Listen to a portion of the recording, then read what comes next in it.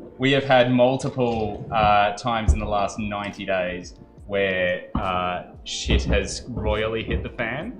And very few times has it just have we rallied as quickly as that. For those that are just chiming in, I would just like to point out to people that I just did what usually takes me around about 2 hours. I just did in like 5 minutes. So I'm not patting myself on the back for the reason why I had to do that. So for the reason why I had to do that is because the computer ran out of battery because I decided not to plug it in, which is just the most horrendous thing I've ever heard. But guys, thank you so much for chiming back in and keeping with us. Give me half a sec while I actually make sure that we should be coming to you really well and truly in high fidelity as well. So thank you so much for staying with us. So I would like to introduce you to a very, very special winemaker. People that are chiming in as well at home, can you just let us know how it's all coming through to you as well? Noah as well, give us a little bit blocky. It's blocky. It's a little bit blocky. It should be getting a little bit better. It should be getting a little bit better. But we've just had to do a quick little hot swap of computers to make sure that everyone's all hunky-dory. But un bon vin, thank you very much for chiming in. All right, guys, I want to introduce you, after we've got the absolute technicalities out of the way, introduce you to a very, very, very important winemaker who really for me, and I guess both Laura and myself can attest to the fact that in the last, I'm going to say the last 4 years, we've really struggled to see new winemakers really just hit the ground running. And that's no disrespect to the winemakers that have. I'm just saying that about like 10 years ago,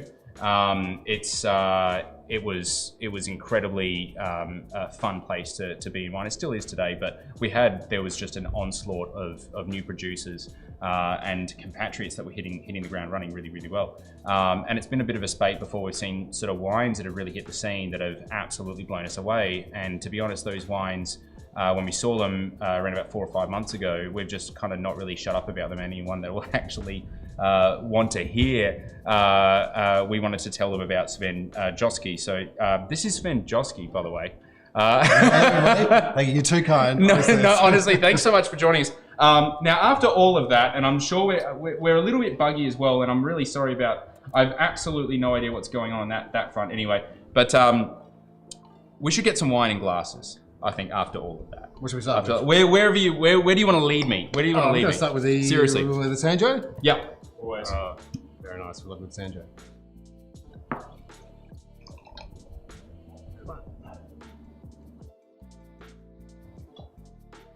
All right. So it is playing around with our encoding a little bit. So I'm just gonna have a play. It's an audio format for the most part tonight. So it's an audio format for the most part for those people that want to chime in, but so format should be fine. What a main from Tombola chiming in on YouTube. I think I may know who that is. So tell us, first and foremost, you are an Adelaide hillbilly. Originally, yes. Adelaide but Hills. you've gone on quite a bit of a journey. I have had a bit of a roundabout journey back to Adelaide and eventually back to the Adelaide Hills, but at the moment back to in the Barossa. In the Barossa. Been all over the place and somehow managed to get into wine a couple of years ago. Where do I start with that? I've got no idea. Well, I'm fascinated because, like, for a person that's just come into wine a couple of years ago, you kicked off things. I mean, there is a bit of a background. Like you are a chartered accountant, I believe. From my research anyway. Yeah, it's true. Yeah. I am. And obviously, I mean, you're the coolest looking chartered accountant I've ever met. I don't know where the accountancy thing came from, but yeah, very kind of you to say. Thank you. But coming into, back to South Australia after a myriad of different jumping around between, the various states, you working with the likes of Spinifex. How did you just land in the lap of Spinifex? How did that happen? So I work with Spinifex, but mainly with Jason Schwartz as well. We're all in the same shed. But effectively, I was working over in Melbourne, as an accountant, and I've been in accounting for 13 years or so, and still loved it. Met some beautiful people. It's still a nice community, but just got to a point in my career, my happiness, all of that, where I just wanted to get back to the things I love, and it was wine. Love drinking wine. It actually happened when I was out back in my garden. I was working on the veggie patch with a glass of wine and had a bit of a lightning bolt moment. I said, "That's it." Fuck. Oh, sorry, can I swear? Yeah, man. It's a totally adult show. And in fact, I'll tell you what, with the quality of video that we've got going out, they're going to love the audio on this one. I said, "Fuck it." And totally. So I called up a friend who works for Vinify, Chris Newton-Smith, Cool. legend of a man. And I said, "Look, I've just enrolled to uni. This is what I'm doing. I'm quitting my job. What do you think?" And he actually got me in contact with Jason Schwartz just to have a bit of a chat. Yep. And then a couple of days later, I handed in my resume, and then a few months after that, I drove to the Barossa and started working in the winery. That is so cool. That's pretty sick. And from there, I've just been living out of a bag for a couple of years. Eventually just got my place up in St Under, which has been fantastic. But yeah, I've been working in the Barossa, Langhorne Creek, McLaren Vale, France, over in Jura. I've been over there for 2 vintages and made some wine as well over there. So, I've got to ask though, because I know that there's a myriad of different people that chime into this show, and a lot of them are urban professionals. And I'm sure a lot of them are probably sitting at home going, you know what, I wish I could live the life of Sven. Like, it's pretty fucking stressful. But like, surely it's got to be thrilling, like living out of a bag. It's got to be sort of even sort of liberating to be able to get rid of all your shit and just move to a different state and just pursue what you love for the sake, not for money, not for anything other than the fact that it just brings you happiness. It is very, very liberating, but unbelievably scary. Like, I mean, I'm not the youngest spring chicken going around. Like, I'm a little bit mature, so to do that, which is what maybe a 22-year-old, 21-year-old would do, go up and travel and do this kind of work. It's been difficult, but amazing at the same time. Very liberating, and at the end of the day, I'm working with things that I love. Yeah, and it's a passion for me, as opposed to a money thing. So yeah, I've landed in a beautiful place up in the Barossa with Spinifex and Schwartz, and hopefully I can stay up there for the foreseeable future and continue to make wine. That's what it's all about. And these wines are absolutely incredible. So did you say that you actually enrolled in university? Did you actually stay in university? I never went a day. I enrolled and got accepted into the Masters Oenology and Viticulture course. Deferred to do a year of experience. I wanted to go in there with like some kind of experience. And also I was supposed to start in 2019. Some family matters prevented me from doing that, and I deferred to this year, and COVID hit. So yeah, I haven't gone to. Can I just say, I did, and all respect to the University of Adelaide, but there is a point where you can literally just go, hey guys, look at the scoreboard, because if you can just keep doing what you've done here with these wines, I don't think you really kind of need it. Hey, and what's really fascinating for me, and I mean this, guys, like you guys that chime in regularly know that I can either choose to say something or not say something. These guys, seriously, these wines are like. This is one of the best suites of wine. These wines are off the hook. For sure. These wines are next seriously level. too kind.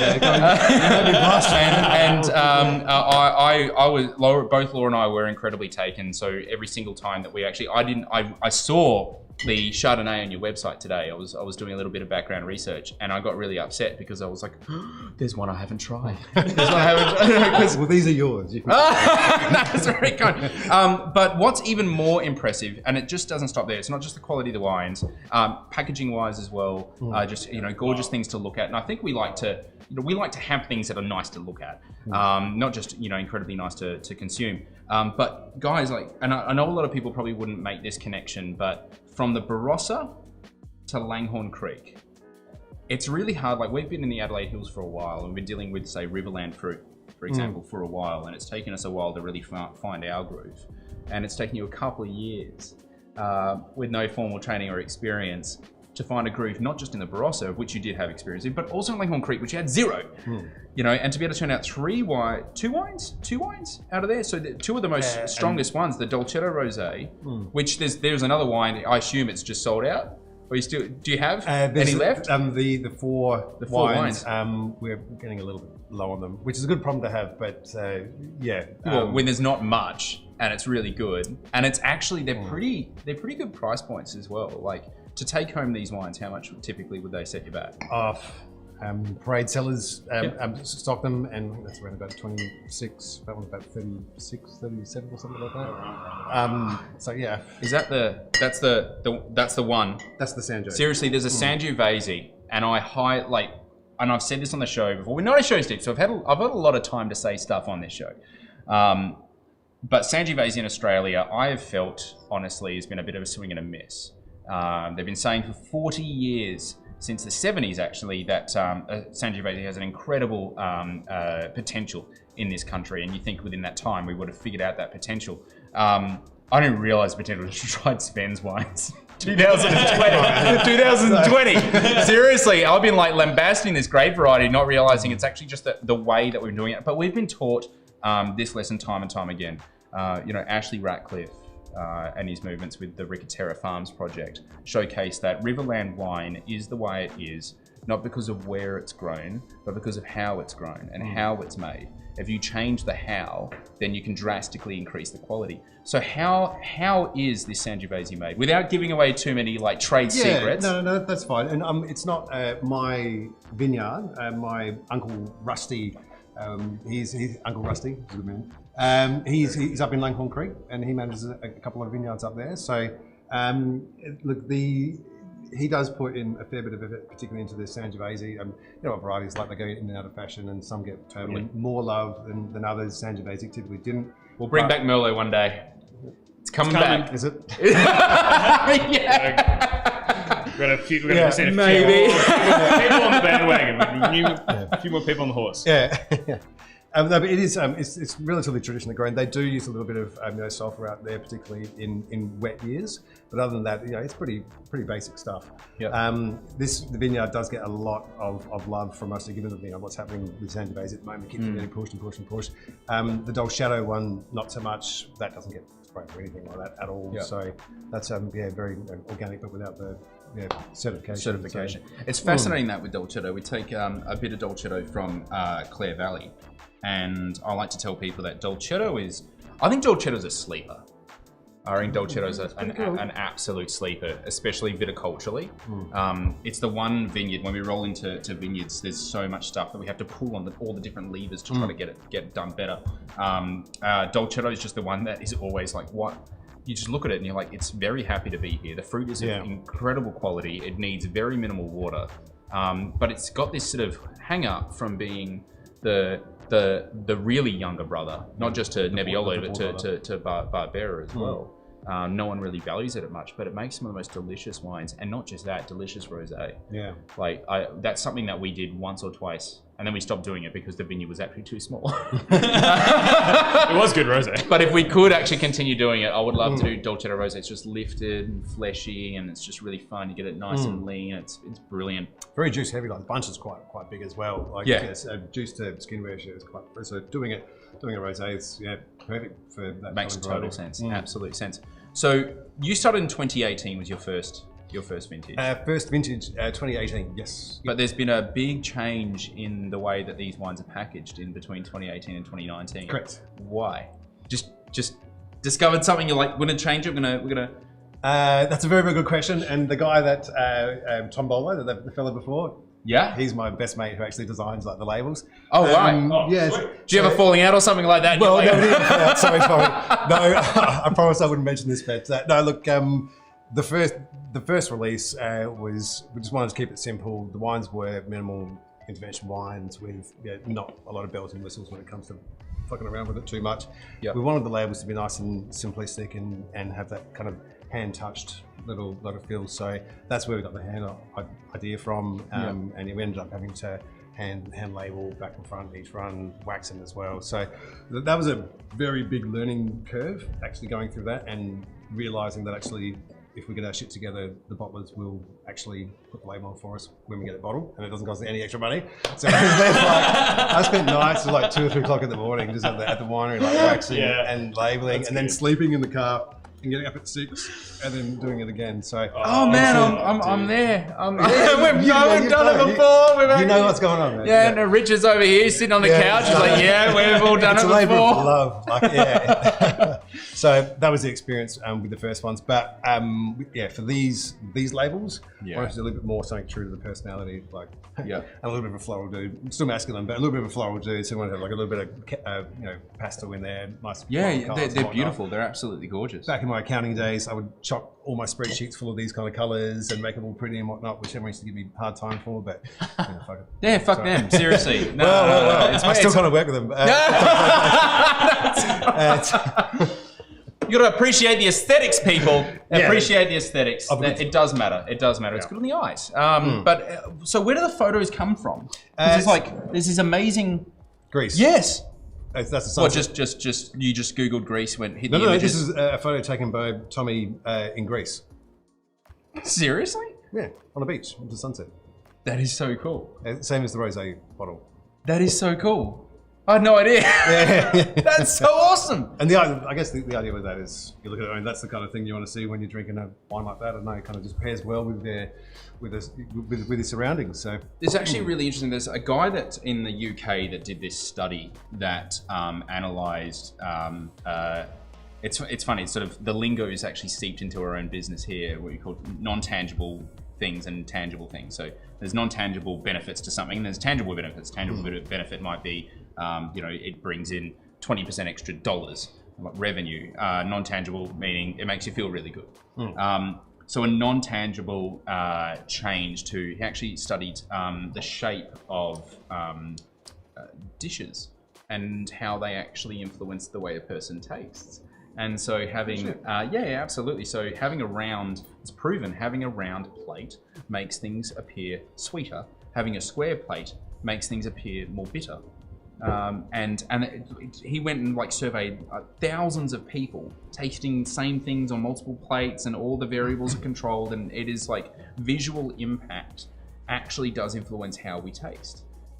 And absolutely. And it's my home dishes taste bitter. Everything's on square. Desserts taste bitter.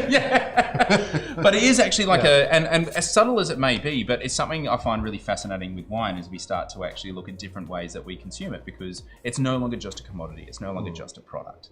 It's an expression of a person and an artistic movement, an expression of place. Do you find in the way that you've been making wines, are they more an expression of you or an expression of the site? I think that's twofold, because the site is always going to come into play when it comes to wine. Like, there's nothing you can do about it. That's going to come through unless you do some pretty nasty stuff to it. But there's certain directions you can take it, and I guess you could take it the way the market wants it, or you take it the way you want it. Like I was saying before, floral guy. But I like my reds lighter floral, so that's what I tried to do with these ones. I didn't want to over extract or produce anything too big. That's exactly what I did with this, but the opposite. I like that butch, nice, big, chunky. Please do. And so I think there's an element to it, which is it's representation of the winemaker for sure. Custom? Yeah. It's actually really interesting. So you say you're floral, you like wines floral. We love that. That is my sort of I'm not sure what you'd call it. Drug, whatever. Fleshy whites and debaucherous reds. Fleshy whites and debaucherous reds. So I ever think about debaucherous reds that are just so flaunty, that are just so simple and easy to understand, that are just wow, I'm gonna drink you. Yeah. It's you are not going to exist in the next hour. But I think it's also reflective of when you're listening to yourself that intently. It can also be reflective of crafting a wine for a populace, for a people. People much like yourself, people much like myself. And in that sense, I think it's a really interesting thing. I've always thought that the best wines are consumed right next to where the vineyards grow. And it's an interesting thing when you overlay that thought onto Australia, because we grow a lot of heavy, rich, extracted Shiraz that I'd never want to drink in Australia. because we're either too hot or where they're grown. In particular, like largely, they just did the 2020 vintage report at Wine Australia. Fascinating learning if you're a data geek like me. 75% of all grapes in Australia come from Murray-Darling, Riverina, Riverland. But 25% of all of Australia's crush is Shiraz. And it makes sense in some climates for some times. Like right now in Gummeraka, it's fucking freezing. It's kind of Shiraz weather, but I know what I prefer to drink. And it's really interesting to see sort of how you're crafting, wines that are respondent to yourself, but it could also be respondent to just how Aussies like to drink. Yeah, I share your philosophy on Shiraz, and it's just not something done there traditionally that I really enjoy. I always like those leaner, more bonier, acidic, and more real grippy tannic kind of wines, and it's just what we're trying to do here.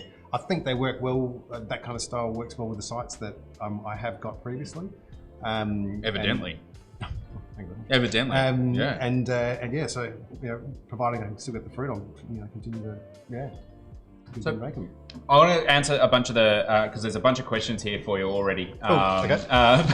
But I do want to discuss, because from 2018 to 2019, I saw in 2018 it was all Barossa Valley fruit. It kind of makes sense that you started in Barossa, and that was like, we're talking only 2 years ago, guys. Like, it's only 3 vintages under his belt for himself. Obviously, a little bit longer for other people.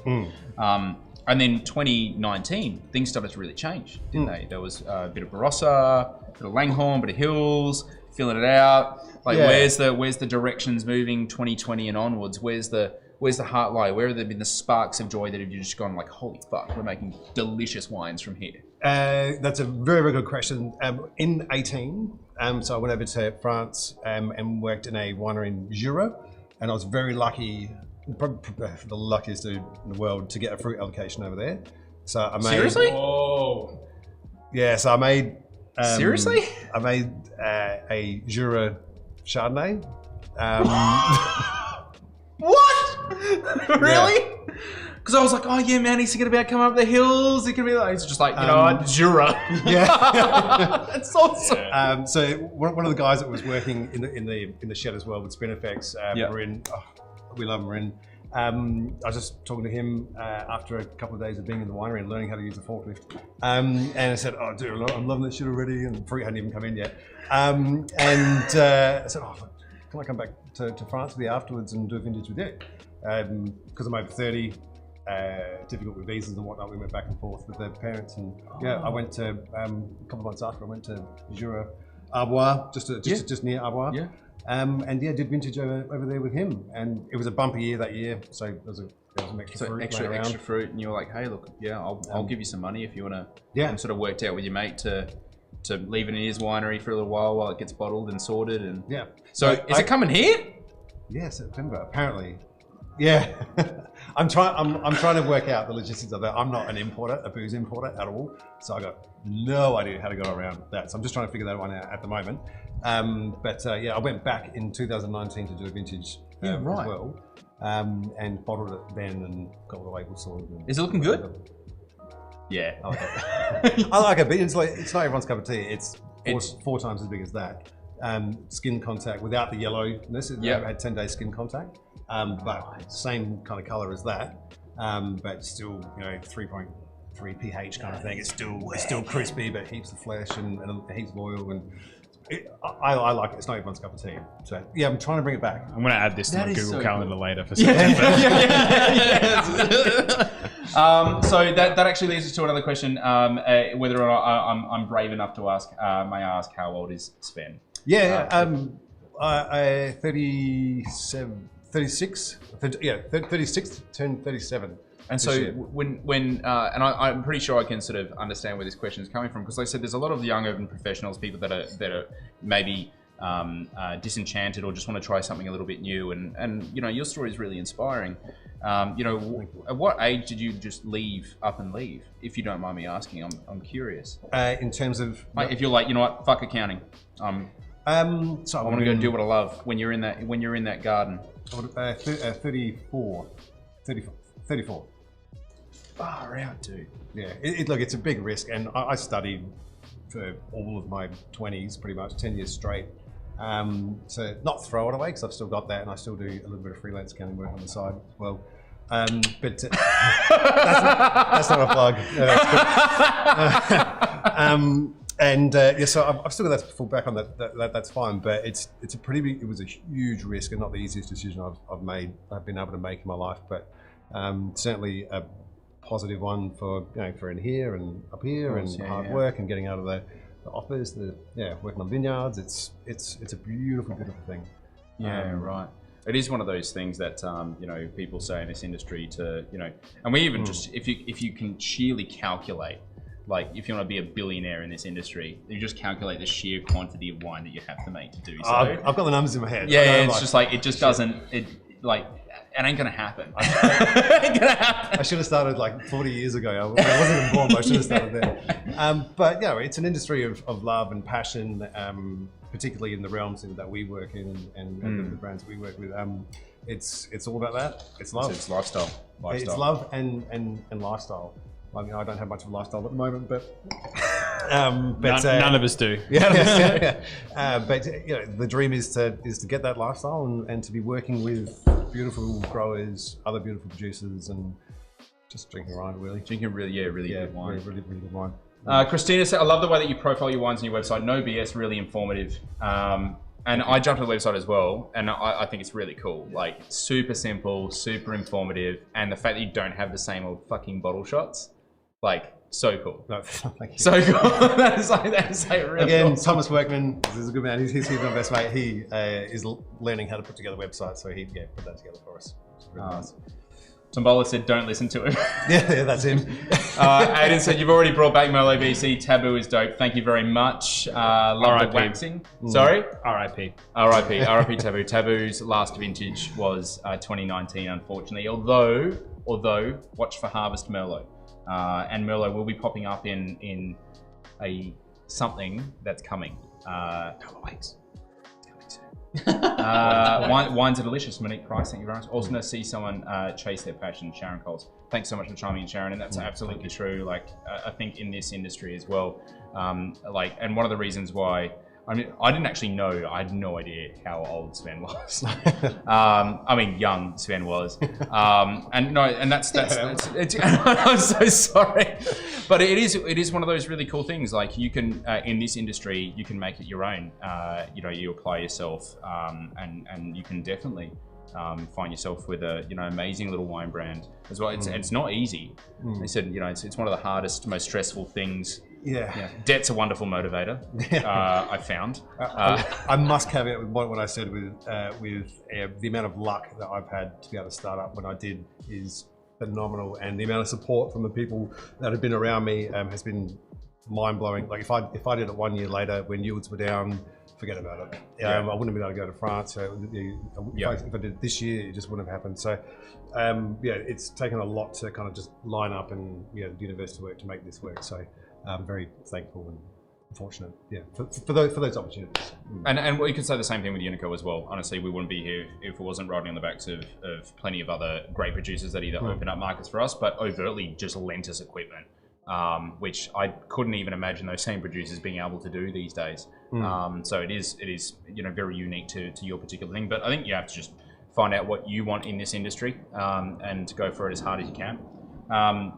Now, speaking for going for things as hard as they can, Sven rocked up here and is like, mate, I have a killer fucking wine to blind taste you on. And I'm keen to jump straight into that. Are we doing that now? We're going to... Yeah, it's coming. I've had a cheeky little look at this beforehand. It may be a little bit kissed by the cork.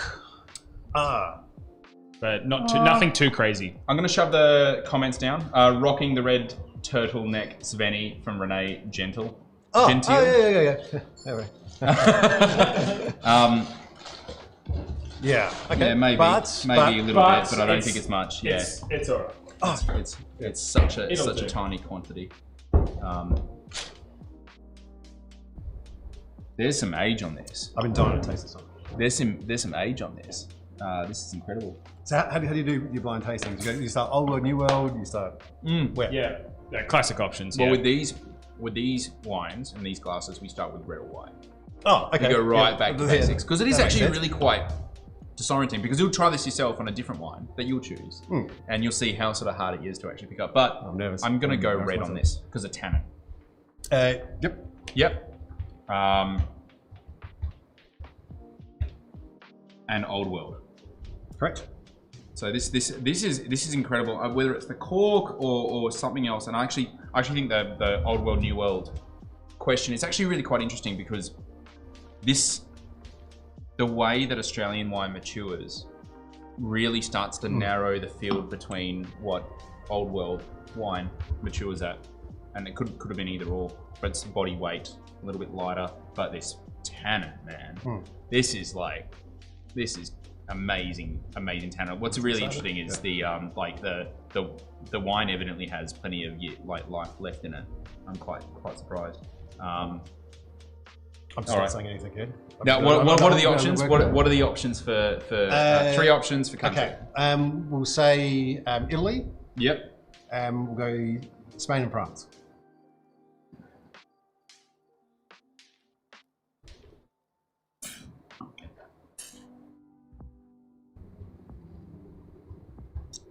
Tough one, man. Tough one. Because don't worry. You get excited with these glasses. The tannin is so audacious that I'm like, surely, gotta be Italy. Gotta be Northern Italy. It's not Nebbiolo. It's definitely, I don't feel it's Nebbiolo. It could be like, you know what it could be? It could be really cool. Like Schivanesca. Have you heard of Schivanesca? No. Schivanesca is like a northern Italian clone of Nebbiolo that's grown like near the Alps, completely 3-4 hours away from Barolo. It could be that because the fruit weight is almost like Pinot.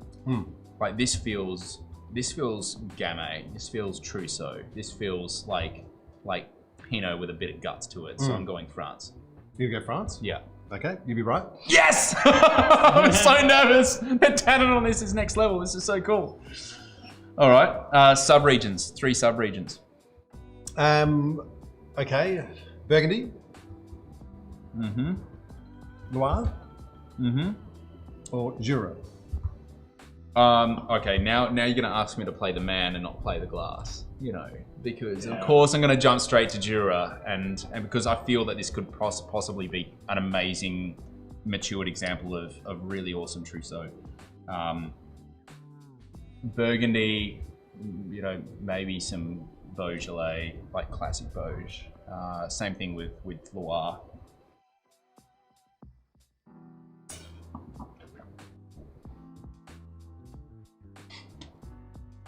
No more hints. Tannin, no.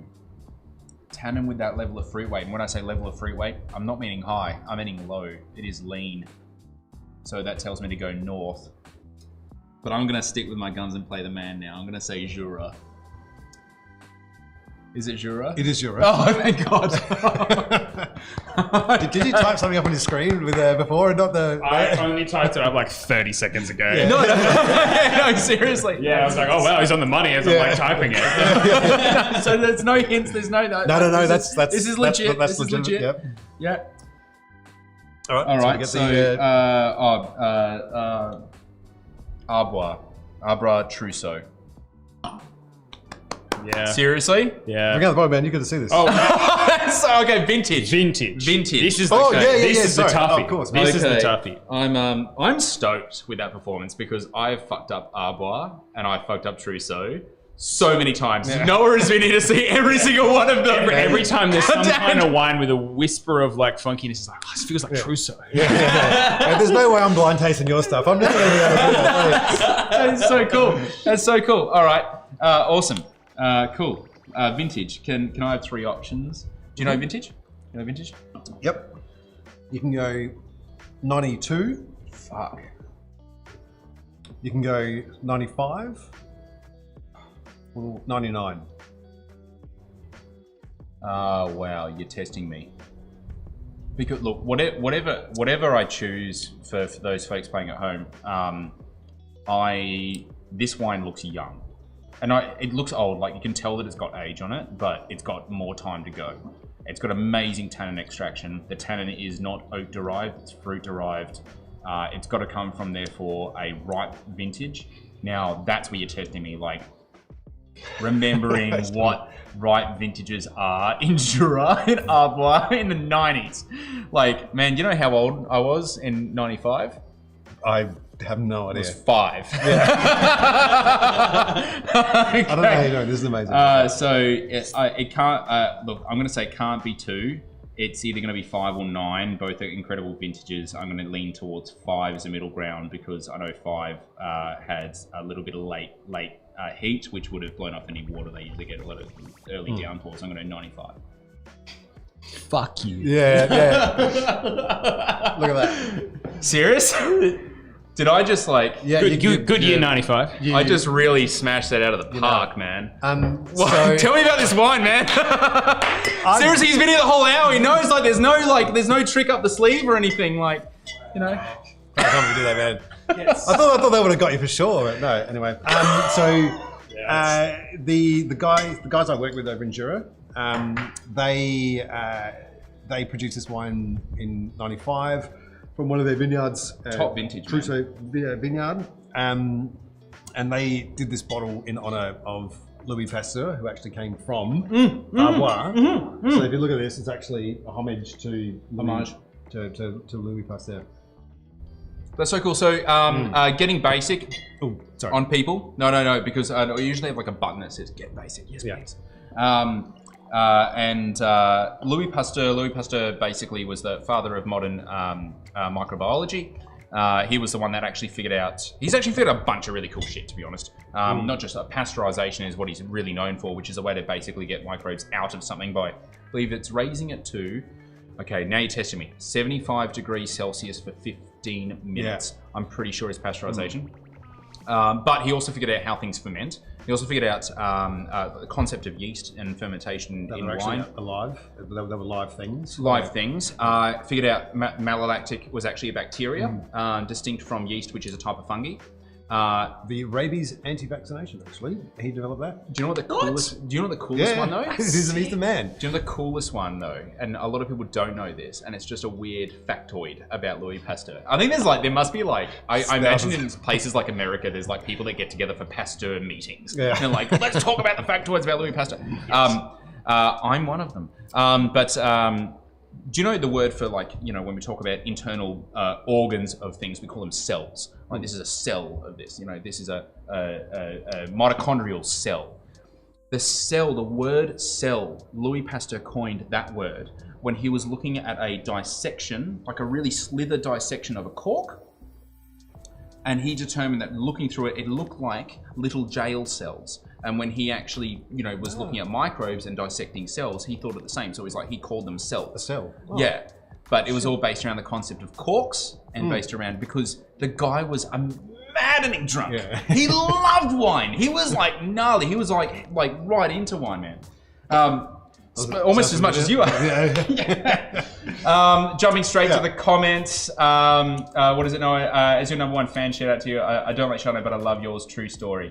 Gab Joschke. Yeah, that's my sister-in-law. This whole feed is just going to be my family. Yep. We're super impressed if BC nails it. Yuko, are you super impressed? I want to know if we'll be nailing MW exams. I can see it. I don't know. I want to know whether or not there's been an MW that's nailed the exam wearing a hoodie and Air Force Ones. I hope to be the first. Learning so much, understanding tasting after 90 of these. Well done. Hey Sharon, I'm so stoked. Seriously, so stoked that you're learning so much. That's honestly what all that we could possibly hope for. Love Sven Joschke Ryan's. Give me another case, Maddie Lang. Oh, cool. Or seriously, like, I'm not even introducing anything new to people. They already know about you. These people are way cooler than me. Monique Price, what's your favorite vintage and varietal you've produced so far? Favorite vintage? Personally, I love being out in Langhorne Creek. That whole region's incredible. 19 was, the fruit came in perfectly, and I was happy with that. So it's got to be Langhorne Creek. 19 Sangiovese. That was awesome. Plus, I love going out there and hanging out with my uncle at 3 o'clock in the morning, getting the fruit ready. So good fun. Getting the fruit ready. drinking a 95 Arbois. You know what you're saying about this wine before? You're saying that it still has the vibrancy and the freshness of like a young wine. You know, put it in this, smash that, put that in that, and drink it in this because it smells incredible. I was lucky enough when I was in Arbois to have the most insane tasting and true stories about it. But the guy, Frederick Lodek, absolute legend of a guy. He went down from, I think we started around about 2015. He went all the way down to, we ended up at 1945 Chardonnay from Arbois, made by his grandfather. Sequentially, vintage by vintage, or do you do like skip a No. decade or two? Decade by decade. I look like It's a lock-in, guys. We're into the I look 70s like I did now. vintage by vintage. But, no. We skipped a couple of years here and there, but we ended up at a 1945 Shardy and a 1947 Trousseau, and they were still fresh. Corks 47, man. 47. Corks looked like absolute shit, but they were still fresh and still had fruit and still had acid. I couldn't believe it. This is an incredible wine. Like, this is tasting really well. It's almost like this is tasting how you would want fine Barolo to taste when you crack it open. This basically gives it a run for its money. This is incredible. That is an incredible wine, mate. Thank you very much for bringing that. I'm so sorry I failed. I mean, I'm stoked, but like that. I can't leave it here. I'm so sorry. No. I've got people that need to try this wine. No, yeah, absolutely. But what was your favorite vintage varietal you produced so far? Langhorne Creek. Langhorne Creek Sangiovese. I love the creek, man. They do good fruit. Yeah, seriously, It underrated. Yeah. And you know what? I tell you, like, we were taught at university, probably one of the reasons why, you know, you can go a different path, is we got taught that brininess and saltiness is something to mask with oak. Is like something that's like no bueno, man. Like that is not good in any wine. And I wondered at that point, because at that point I'd already tried a fair bit of wine, and I wondered why Sardinia existed. And I wondered why most of Spain exists. And then I wondered why Sicily and the southern part of it exists. Corsica. I wonder why Corsica exists. Kangaroo Island. Yeah, and how amazingly saline and brilliant and beautiful those wines are, and why the hell you'd want to fuck it with oak. And that Australia happens to be probably the oldest and saltiest of them all. and why would it? And Langhorne Creek particularly so. And I think it really lends an amazing amount of playfulness to Sangiovese as well, especially when it's early harvested. Well, like, what's the alcohol on that? It's like 12. 12.7, 12.8. No, 12.7. It's super light. So we picked that. We did a co-pick with another group. It was picked for rosé. But yeah, like tasting the fruit, it was just packing fruit. So like, why leave it out there to overripen and potentially extract and whatnot? So came in light, and yeah, didn't have to work it too much to get the color on that one. But incredible. Like, seriously, it's like just takes the cake. It's top Sangiovese in the country, in my opinion. Janine Schutz loves Sven Joschke wines. Loves Sven. Go Langhorne Creek. Thanks for spruiking the area. And seriously, like, I think you do an incredible job. Langhorne Creek. Thank you, Janine. Severely underrated. You know, it's actually quite beautiful. Like Langhorne Creek. I mean, you get down to the flats and it becomes, you know, one thing, but driving to it like maybe 10, 15 minutes before, the rolling hills, and it's, you know, it's gorgeous. like Alexandrina's there. Pretty dope spot to get a bit of fish and chips in it, Richard. Down, isn't there the fish and chips shop down there? It's like awesome. Something like I heard. The deli kind of thing, and they do like there's like an awesome they do like mullet burgers and shit. I I don't know. The best one's going around. An amazing job, brother. Love you, mate. Kurt Joschke. You've got like the whole fan there, man. Thanks so much for chiming in. One message. Well, we're not going to let you leave here without trying the blind tasting game yourself. After what you just did to me, there's no way. I didn't do anything to you. I just. We've got 3 wines here that are wrapped up. I don't know what they are. You don't know what they are. We're playing it together. Rock and roll. Give them a crack. Choose wisely. Are you familiar with the game Shithead, the card game? No. I'm left, centre, right. Left first. Yeah, you're right. Centre, right. He's got to be plastered.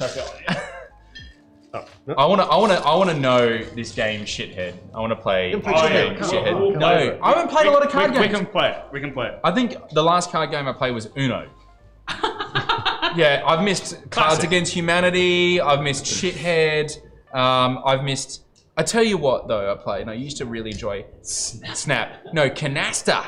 Canasta. Yeah. I was going to say Hungry Hippos. I'm 500's a refined good that one. way. 500. Jeffrey, thanks so much for chiming in again on Twitch. One of them is a bottle of hot sauce.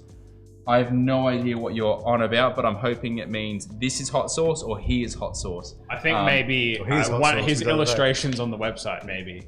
Okay. Oh! Maybe the Grenache, since it's like kind of red. The Grenache looks like hot sauce? Okay. Oh, yeah. Perhaps. That's my interpretation from the back of my brain. Well, thanks for chiming in again, Jeffrey. I really appreciate it. Okay.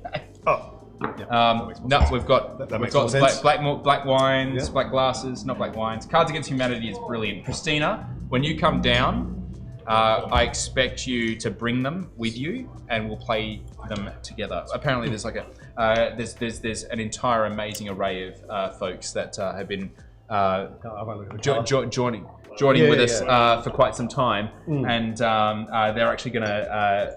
Apparently, we're going to do this big thing where everyone's going to fly into South Australia. We're going to do this, dope party. You're invited. Everyone's invited. I was going to say, where's my everyone's invite? invited. It's going to be a massive. I think it should be a bush stuff.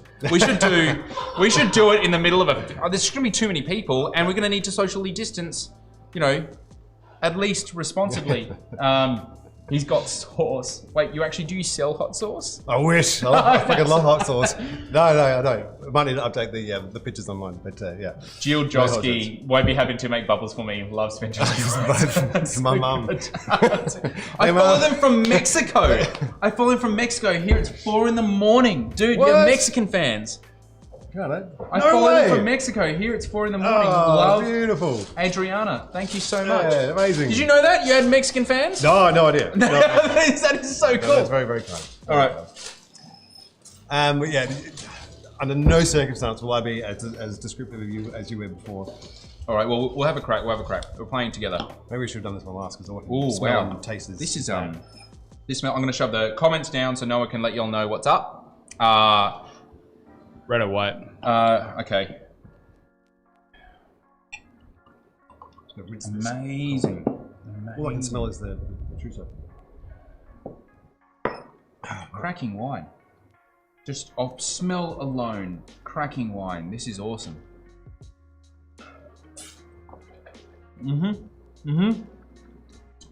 Ooh. This one's going to be interesting to try to guess. Okay. See the lusciousness? And you know what those really cool things that I was telling you about before we were walking through the cellar before we were live streaming, and I was like, blueberry fruits.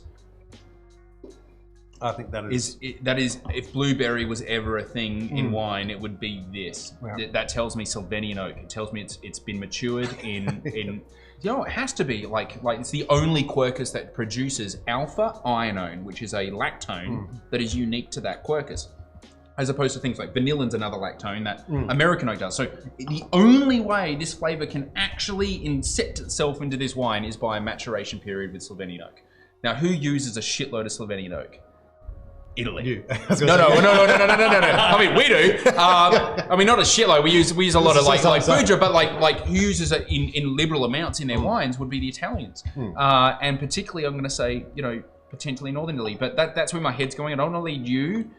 Firstly, I'm going to say it's red. 100% red. Yeah. Is red. Is red. It's pretty red. Yeah, it's pretty red. Tannin grip. Even Noah hides it from guests that are sitting down on the couch to make sure we do not know the color. Like, he's very pedantic with this, very particular. It's great. Well, when you nail 95 Trousseau, you got to give you as little options. Yeah, cool. All right, now. But no, that's got vicious tannin. Well, not vicious tannin. It's not vicious tannin. It's actually less tannin than this, but it's not. It's interesting. It's not Barolo level tannin. It could be borderline Barbaresco level tannin, but this is kind of look. To be honest, my gut, my loins are saying Barbera, like Barolo Cru, high acid. That's where I'm sort of like, but. It could also be a few other things. There's a few other things it could be. Like there is plenty of liberal, like Valpolicella. That earthy dustiness for me can't be Spain. I don't know. I can feel that there. The earth is really, really dusty here. We're gonna say old world. He's gonna say new world. So I'm gonna say old world. No, yeah, that's old world. Yeah, it's old world. Okay. Okay, cool. All right. Are we going? Spun. Austria. Ooh. Austria. Oh, Italy. Yeah. Oh, there's a spanner in the works. There's a bit of like Zweigelt-y, Blaufränkisch vibes here. That's you know, a little bit confected, a little bit blue. They use a shitload of Slovenian oak. I'm gonna be swing voter. I'm gonna jump to Austria on this one. There's a herring there, red herring. Come on to you, Noah.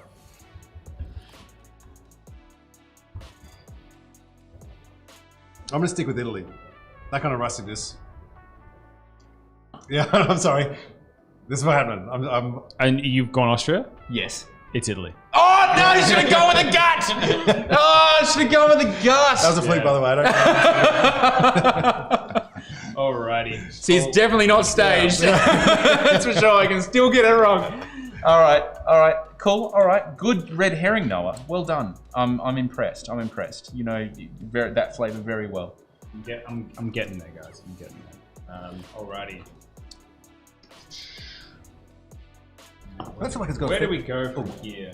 So sub-regions. Where do we go? Where? What sub-regions do we go? Oh man, I mean, do you want to name? Do you want to make it tough for myself intentionally? I'm trying to make Can you make it easy for me, but tough for him? Yeah. All right. Let's do it. Let's go.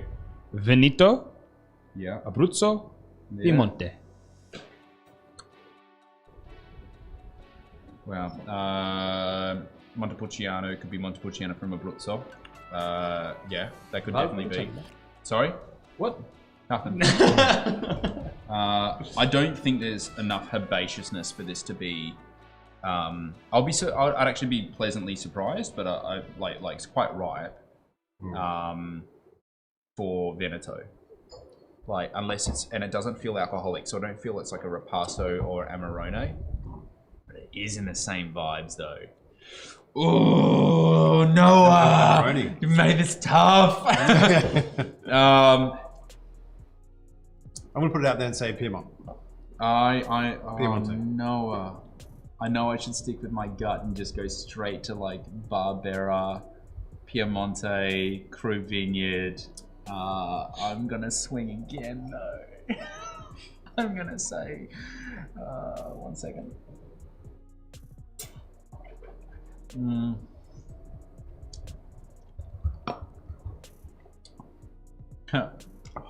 I'm sticking with Ripasso. Yeah, it's Ripasso Valpolicella. It has to be. I'm going. It's Veneto. This is from Piemonte.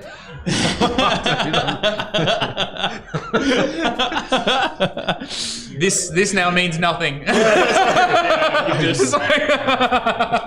You've gone against your gut, and you know what happens when you go against your gut. Yeah. See, we guys playing along at home, you've seen this multiple times. Like when you play this game, if you believe in it, you feel it. Typically, your emotions, your feelings are actually quicker. Linked to your hippocampus, which tells you memory, limbic pathways. Anyway, alrighty, is this Lunge, Alba, or Barbaresco? Alba. Agreed. It is Alba. Is this Barbera, Dolcetto, or Nebbiolo? It's Barbera.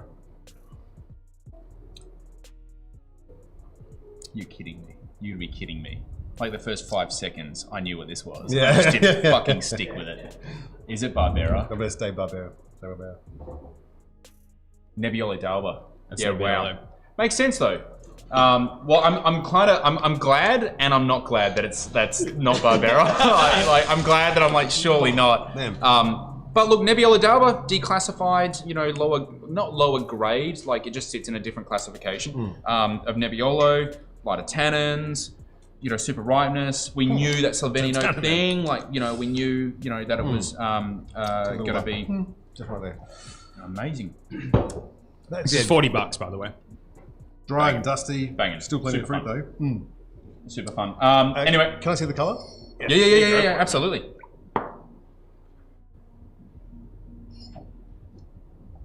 What do you got? Oh, did I put my? Oh, There you go. yep. Yeah, if we saw the color though, If we saw the color, we would have jumped straight to Nev because I've never seen a Barbera that looks like that. Because I'm on. All right, so jumping straight onto the comments because we are running slightly over time. We're so sorry, guys, of all the basically my mistake as we started streaming before. I hope it's worth it to wake up with you guys. Adrian, thank you so much. I hope it is too. Aiden, he's such a wine geek, absolutely. Go Sven, Janine Schutz, who's driving you home. Someone. Love you. Thanks, man. From Christopher Newton-Smith. Aiden, what are you even doing, Brendan? Everyone tells you to always stick with your gut. I know. I'll learn for next time, I swear. Guys, we're going to leave you with that. Now, Henry Hammersley is actually going to be chiming in with Applewood. Now, very important to note as well, since yesterday, of course, the rest of Victoria is on lockdown again. Terribly devastating for all of our friends and compatriots and supporters over in Victoria. Henry, though, is still going to be doing his Monday, Wednesday, Friday usual live streams as well. Although, unfortunately, he's not going to be able to have guests with him for understandable reasons. So I do encourage you to show a bit of support to him and chime in. If you think I'm entertaining, Henry's actually trained in this shit. He's actually immensely more entertaining than I am. And if you enjoy a bit of a twist, a bit of a wine break, and you want to go into cocktails, honestly, Noah can attest to the fact I'm probably the world's shittest bartender. Not bad with wine, but pretty terrible when it comes to bartending. Yeah, no good. I mean, I can mix a GMT, and that's about it. Barely. Please definitely support Applewood, and also support Henry, and also support Sven Joschke. So Sven Joschke, I've actually linked his website up. No, I haven't, because this is an odd description. Noah has actually linked it in the comments. I'm going to go back and rejig the description so it is linked up in the description for those that are watching after the fact. But definitely jump on board his wines before they're all gone, because this would be one of, if not the smallest producer that we've had on the show. There's been a handful. And I know Christina is keen on the Chardonnay. When's the Chardonnay coming out? Chardonnay should... I thought it was on the website. Or is it just not available? This one here is not on the website just yet. We're just about to release it. We've sent some over to the city. It'll be on the website ASAP. Now, I know that you guys drink at home, Christina. I know that you guys are big fans of the John O'Hersey Kaipo Chardonnay. This is in the same vein. A little bit leaner, a little bit tighter, a little bit brighter, a little bit more flinty. But definitely in the same vein. I think this is quite a remarkable example of that style that you particularly enjoy. So, and I'll be very, very confident and comfortable in being able to give you that recommendation. Go Svenny, Tombola, love Jules Meister and Nino. You've always stick with your gut. Number one rule of blind tasting. I will learn that for next time. Yeah. Sven, thank you so much for joining us, brother. I seriously love meeting you. Yeah. And I hope you guys have get a chance to be able to try these wines as well. Catch you guys on Monday. Thank you. Cheers. Oh man, you guys had some heat.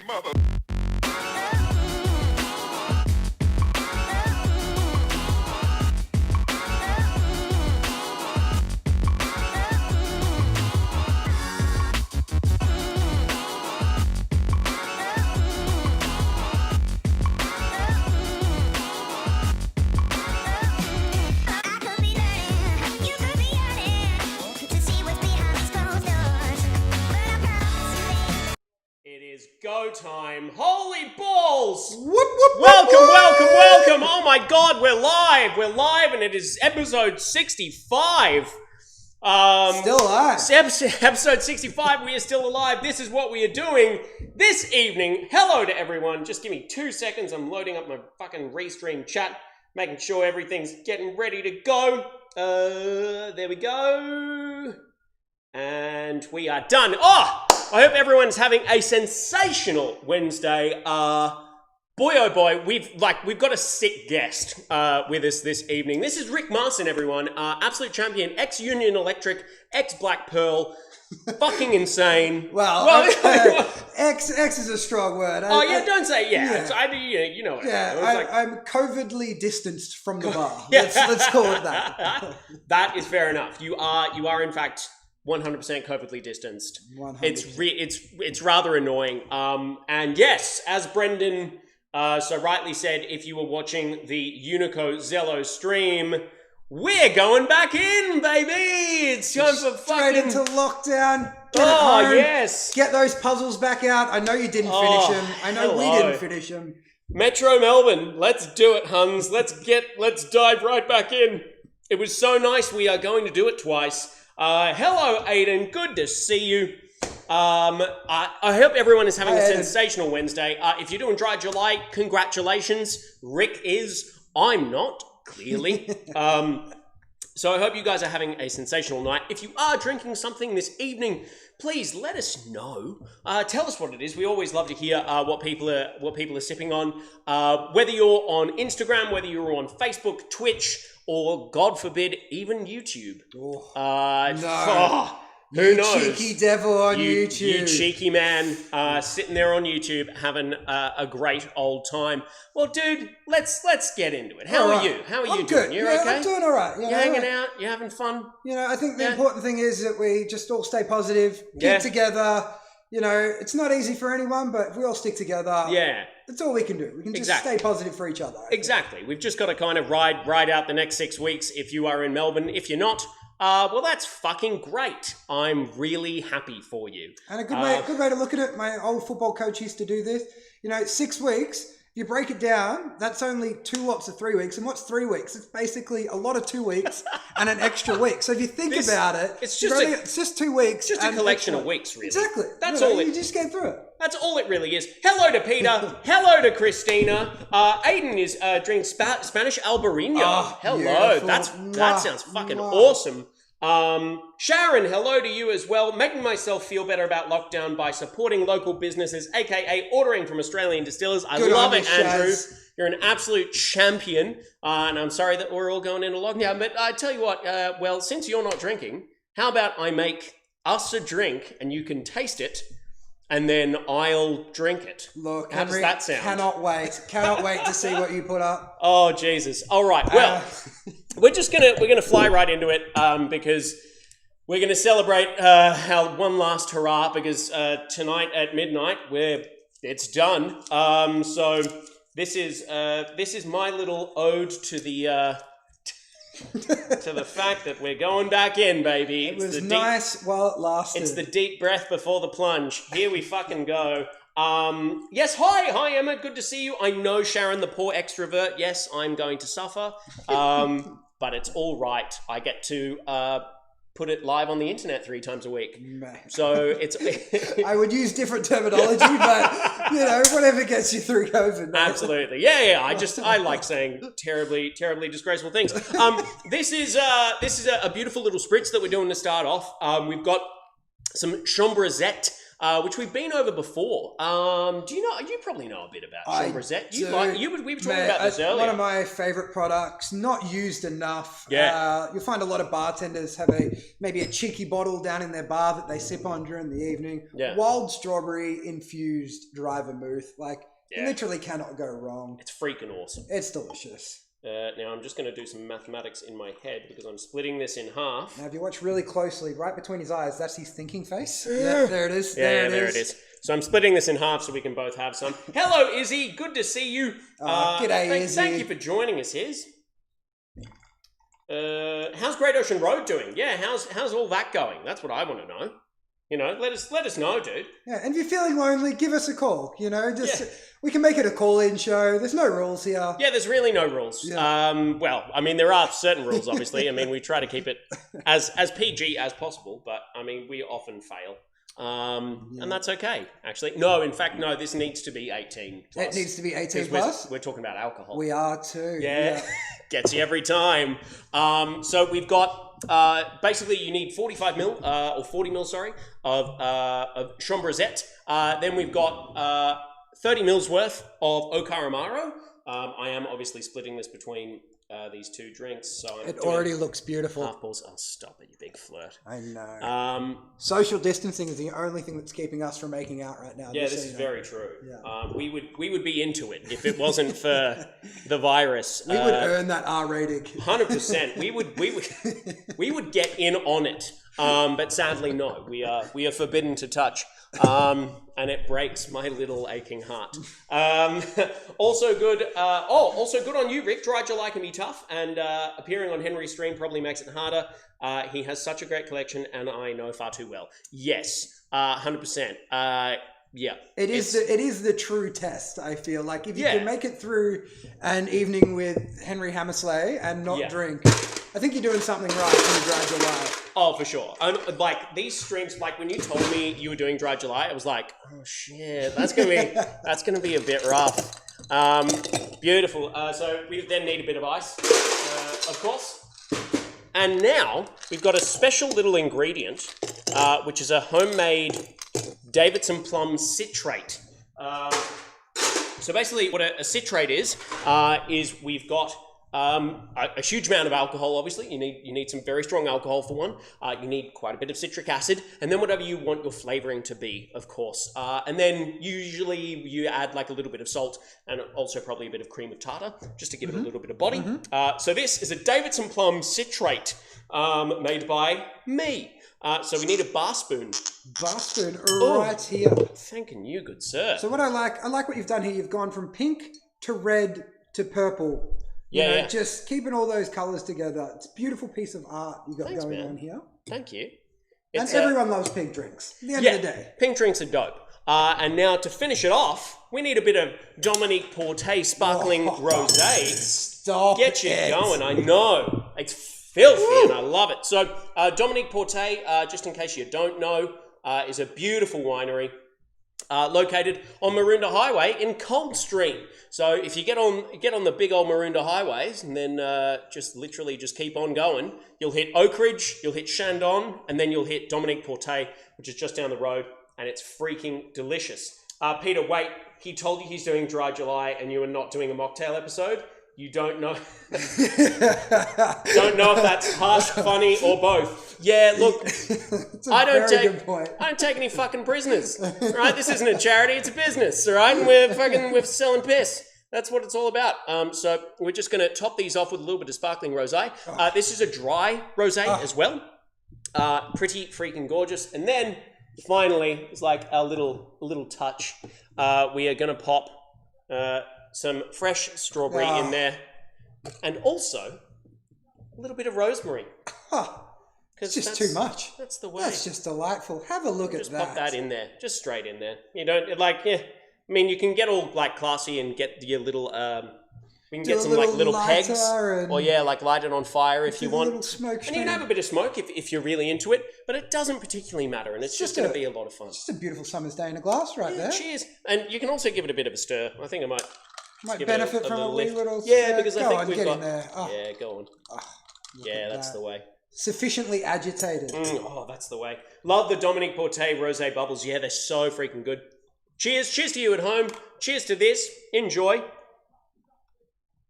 That is absolutely smashing. Oh yeah. Take no offense while I slowly put it down here. No, give it to me. That's all good. I'll dual wield everything this evening. So as you will notice, Henry will be drinking both of them. Yes. So this could be a long episode or a short episode. No, Stay tuned. It'll probably be short. It's one of those things. Yeah, I mean, look, it's a nice, dry kind of Aperol Spritz kind of riff in many ways, shapes, and forms. But you get this nice bitterness that comes through. The Chambrosette really does well in terms of giving a good amount of fruit without being overbearing. And it's got that really wonderful tartness. The effervescence really just helps push everything through as well. Yeah. So you are drinking kind of a very fruity summer cup with nice like bitter tart edge to it. Yeah, it's really cool.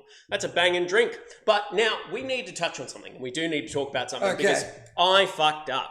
So during our homegrown cocktail competition, I obviously asked everyone what your Negroni cherry pop story was and if there were any Negronis which had blown your mind. Now, I asked our first three competitors what they were, but then when we got to Rick, who was fourth, I forgot that I was even supposed to ask that question.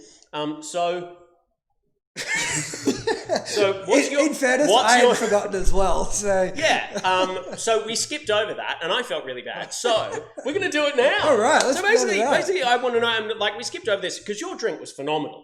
Thank you very much. Can you remind me of what that drink was again? So we had a bit of Okar Gold, some strawberry spice gin, which is a collab from Marionette and Brogan's Way. Yeah, it was awesome. A little bit of Zucca Barbero and a little bit of balsamic vinegar with a touch of rock candy sugar in there and some pickled carrots. Yeah, pickled carrots. It was so freaking good. Point of the story, that was a freaking good cocktail.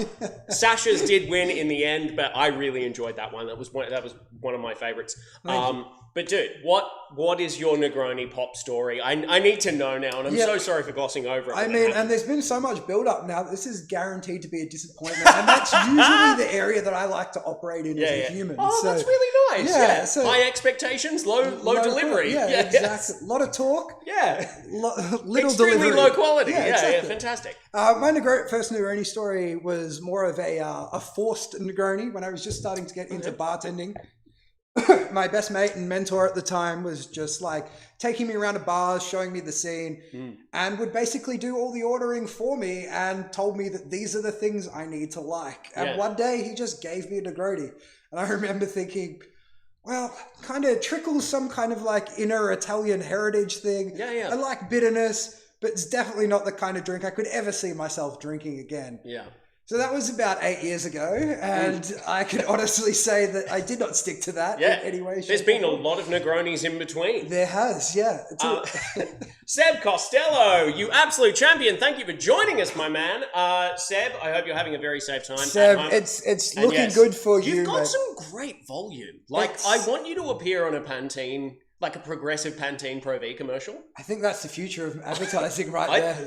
I think it is as well. I think it's fantastic. It's looking really good. Yeah, it's really starting to bounce, and the curls are just starting to that point where it's good. Yeah, I always wanted a mullet, and I'm really glad that, it may have taken a global pandemic to get there, but really happy with the results. Yeah, it's really good. Shout out to my girlfriend for cutting the first one in. Thanks, Tess. Well done. Well done. Should have been the winning Negroni, I reckon, but I do love the pickles. Yes, 100. Well, yeah. Well, I mean, it stands up to contention. That's why I was not one of the judges, because I didn't want to pick it. But there you go. It was a damn fine drink. And the second question was, have you encountered a Negroni before that blew your mind? Yeah, that really like a Negroni riff or a Negroni twist. There was a Negroni a couple of years ago that actually came from Melbourne. It was created by Jimmy Burchett. Shit. I'm trying to think. It was like dark Negroni or black Negroni, something, had some charcoal in it. One of the most beautiful photos of a drink I've ever seen. It was at a little bar in Richmond, little cocktail bar on Swan Street. Something duck. Cannot remember the name. I'm really sorry. No, I can't remember either. But yeah, really delicious drink. Yeah, awesome. Really nice variation. Really creative. Really fun. It just looked fantastic. Yeah, cool. That's fucking dope, man. Holy shit. Yeah. Well, very badly remembered, of course. Yeah, that anecdote was kind of listless, and you didn't tell me really anything except this drink looked great. Again, high expectations, low output. Low delivery. Yeah. I love it. Yeah. Now, you've got 2 drinks for us this evening, which I'm super excited about. Now, these are really well put together, and they're pretty darn boozy. I'm like looking at them right now, and I'm like, I generally like to drink alcohol, which is why I'm doing Dry July. But the drinks I've kind of chosen to play with, the way I was taught how to bartend was to take what you have on a back bar and put it in a drink. So I'm probably the last person to ever create a homemade ingredient. I like to just steal from everyone else, basically. Yeah, cool. So first drink we're going to do a little stirred down number based on one of my favorite cocktails based on a chrysanthemum. I love a chrysanthemum, a little bit bitter, herbal, nice dry, and most importantly, low ABV. So what I've done is I've just cut that part out. You've gotten rid of the most important part of the drink. And we've just kind of reworked it and made a fun little stirred down number. Awesome. So we'll get started. Rock and roll, man. We'll get tucked into that. The Flying Duck, was that the name of it? Is that the name of the bar on Swan Street? On Swan Street in Richmond? It may be. I don't know. It might be. The mullet is really getting into Ivor Davis territory. Oh, I don't know who that is. Sorry, Peter. I've been getting a lot of Eric Bana from The Castle. That's It's kind of the whole vibe I'm going for. In the castle? Yeah. Was Eric Banner in the castle? He plays the daughter's boyfriend, the one that's in the back, always punching the bag, the one that does the karate in the jumpsuits. Yeah. Yes. My God, I've not seen that film in way too long. COVID's the time to do it, man. 100%. We'll get the castle references out. I'm ready for it. So what have you got going on here? So I always like to build my drinks from the bottom up. Cheapest ingredient first. If you're as shaky hand as I am, you'll save your bar a lot of money, right? So start with a little bit of Okar Red, just a tiny bit, and it's going to take the place what would usually be the absinthe. So it's going to have that bitter herbal, a little bit of wormwood. Also, those floral notes that you really get out of this, and the dankness that does come from, in particular from oak, really going to bring through that. You get a bit of dank. That is. You get a bit of dank. 100%. Next up, Dom Benedictine. One of my favorite sippers when I'm just being real lazy and don't want to pour myself something. True. A little bit lighter than your whiskey, but nice and herbal. So this is going to take the place of the Dom Benedictine in the drink. Yeah, very clever. See, thinker. Just so you know, Dom Benedictine is present in the original. Yes. Yep, in the original, of course. So just 20 mils of that. So 2 bar spoons of the Okar, 20 mils of that. Awesome. And then for the gin, while this is not a full proper measure, 40 mils into this one. So it's just a little bit over a shot. Normally you would do 60 mils of dry vermouth. So this is just to keep it a little bit lighter. Don't want to blow your mind. If you are going to drink martini-esque variations, you're going to get pissed really quickly. That is extraordinarily true. And the guys at Gin Palace will know that. Ice House. Ivor Davis is the lead singer of Ice House. Okay, yep, all right. Do you want to post a photo just so we can do a comparison? Please, would love that. Can someone post a photo of Ivor Davis? Ivor Davis? I'm saying that right? Yeah, Ivor Davies. Ugly duckling. The ugly duckling. That's the one. Nailed it, Izzy. Yes. Done. Well, Peter, I'm sorry that we've made you feel old by not knowing that. We do apologise. But, we do the best we can with what we have. If it's any consolation, Peter, I was born in the year that Nevermind came out, to give you a reference for my age. Yikes. So. Yeah, holy shit. But what an album. What a fucking album. But yeah, man, this is looking fantastic. I'm super excited. Alrighty. Just going to pop that there for the moment. Got that for you. Thank you. It fits in perfectly. It's very nice. Yeah. Like a glove. Indeed. Like a glove. Oh, baby, here we go. Oofed. I'm just going to give you you're going to give me touch more, Jesus. Give you the lion's share, as they say. Give him the lion's share. All right, and Peter's just said, fuck all of you. Sorry, Peter. Just to garnish that one, a little bit of lemon. Awesome. Nice. And if you're like me, you don't like fruit swimming around in your glass too often, so just going to discount that one. Yeah, 100%. Yeah, so do you have, is that because you don't like the fruit swimming around? Because I've always been a person that's disliked putting your garnishes in the drink, because I always feel like it kind of, you get too much of the garnish eventually. It can be that. I just personally drink cocktails a little bit too quickly, and I have had some choking hazards before. Have you choked on a garnish? I have, yeah. I'm also notorious for someone putting a drink in front of me and me assuming it's a shot. Yeah. And just necking it, and then for them to go, that was a $45 whiskey. Oh, and I'm like, no. Well, you need to tell me this. Yeah, you do. Cheers. And cocktails can be the same. They absolutely can be. Cheers to you all at home. It's such a banging drink. Yeah. Holy crap. Really nice. It's so good. It's so well balanced. That's a competition winner right there. So we've got, I do believe, a photo. Here we go. Oh, there's the mullet photo. I see it. There's the mullet. Oh, yes. That is absolutely fierce. Thank you for the recommendation. I will take that. That is awesome. Holy balls. What a great fucking mullet. Oh. He's got his touch in his shoulder. Mine hasn't got there yet, but it will. Oh my goodness. I need to live up to that. That is such a sensational mullet. My God. Tom Jones was number one with Green Grass of Home if that makes you feel better. That's from Jimmy. Yeah, well, again, if I knew what any of that was, we'd agree. But yeah, dude, that's so well balanced. It's so well put together. And it's so simple. Like just 40, 20, and two bar spoons. Little 3-ingredient drink. Something you can smash out. Yeah. Literally could be made in almost any bar. I don't know any bars that don't have these 3 ingredients. Oh, man, that's lovely of you to say. Yeah. Such a good gin, such a good vermouth. Yes, well, yeah, 100%. Like, it's a really interesting thing. Like, I often find, like, when you're trying to create cocktails and when you're confronted with a back bar, I've found bartenders try to make a ton of complex shit. Yep. Which is, I bet it's a bit of a misnomer because, to be perfectly frank, all of the best drinks are super simple.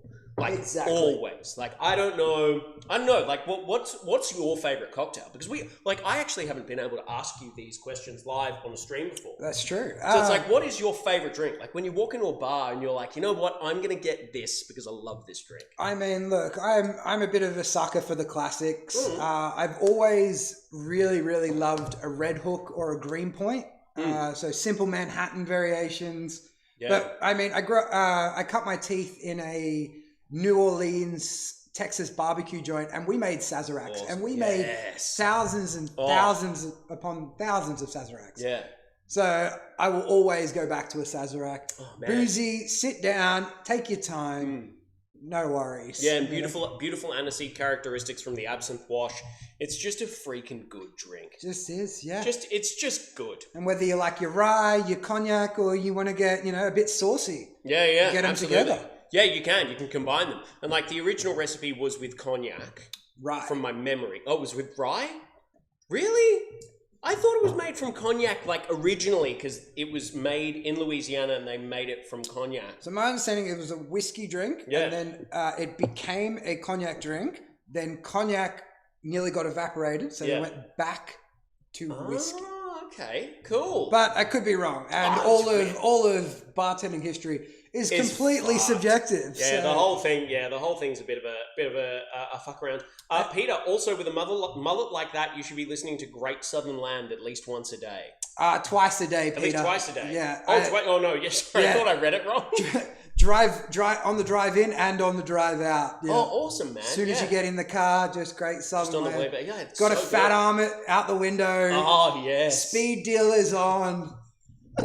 Winnie Blue outside the mouth. Speed deal in Oakley's. Yeah. Just fucking. Got to do it. You got to. Your wraparounds. Yeah. Just going for it. Right. God, I remember when wraparounds were a thing. I can't believe that is. That was a time in everyone's life. Fang it. Just fang it on the way home, man. Yeah. Legend of Borry. Yeah, you sit on 103, they can't get you on the speed cameras. Yeah. Oh my God. Well, we can edit around that, right? Yeah, we'll fix it in post. It'll be fine. So our next drink for this evening is again one by me. It's a bit of a twist on, I suppose, a julep, if you will. But a bit more of a like a savoury and a bit more of a fruity take as well. So what? Not laughing at anything at all. No, just enjoying it, man. Yeah. Just wait. Were you laughing at something specific or? No, I'm just reading the comments. You guys are great. Australia's gift to the world. Oh, you youngins, 100%. And it really is. Like it's as I said before the stream, it's business in the front, party in the back. That's it. That's what it is. And I get to do something I've always wanted to do when I put on a shirt or put a t-shirt on, is do the underhand flick out the back. I've always wanted to do that as a person, and now's my time. Now, I mean, you're in it. You're in it to win it. Speaking of mullets, you should get the chats in when your lockdown is on. I'll be here for that if we get the chats here. Yeah. Who are the chats? Smoko, Pub Feed. Nah. What's this? Identity Theft. Nah. The most Australian rock and roll band in history. Okay. Yeah. Bunch of Queensland boys that are like, I think they like 20 or 21 years old. Yeah. And just play like 3-chord rock. Awesome. And just... Okay, we're going to have to... We'll book them. Yeah. We'll fucking book them. That's what's going to happen. After lockdown is over, we will get the chats in here. We will shave a mullet into someone's head. I really hope it's Brendan, and I want to nominate him. But we will find out. Yeah, I know. Is his hair going to grow back? Yeah, probably. Yes, I know. Bit of a facepalm. That's my bad. I swear I've heard their chants. I swear I've heard. You will. We'll put them on. We'll put them on. We'll have a good one. So this drink, as I said, bit of a twist on a julep, which I think is kind of an underrated drink. Not made enough. Made enough. Good julep. A good julep's fucking banging. Exactly. Like, it's really well put together. And but essentially, it's a old-fashioned crushed ice and a bit of mint. Yeah, exactly. Perfect. It's what super more could you simple. want? Yeah, super simple and super well put together. This one is kind of like a gin julep, if you will. So we've got 60ml worth of Applewood gin to get us going, and then we need 15ml worth of Okar Gold in there. What a product. What a product. It's freaking delicious. And if you haven't had Okar Gold, get yourself a bottle. Yeah. Because it's awesome. So you need 15ml worth of that. It's going to give us a whole bunch of sweetness, a whole bunch of honey, a huge amount of herbal characteristics. Touch of saffron in there as well. Well, I will put a bit of saffron. There is a bit of saffron in this drink. I've remortgaged the house and was able to pick myself up a dime bag of saffron. I was wondering why you didn't have any furniture. Yeah, that's exactly it. Except the back bars. This is the only thing that is in this room. The rest we had to sell for a gram of saffron. Now this is a peach and sesame seed syrup. So we basically got tinned peaches. Fried up toasted some sesame seeds and macadamia oil, and then just blitzed the entire thing and then strained it off. And we've got this quite beautiful, quite nutty little syrup. Sesame down! Sesame down! It's real. It's nothing we've done here is fake. It's real. This is all real, happening live. That is... It exists. Yeah. So we need 20 mils of that. And now you just give it a good old-fashioned shake. So just grab as much ice as I can possibly grab. Henry, I saw a photo this week of somewhere of an Applewood bottle, but with Underdog on the label. Ah, yes! Yeah, the Underdog gin. It is a gin I'm unaware of. Yeah, unfortunately, I don't actually have any. We did it... Oh, God. We did it specifically for a particular bar.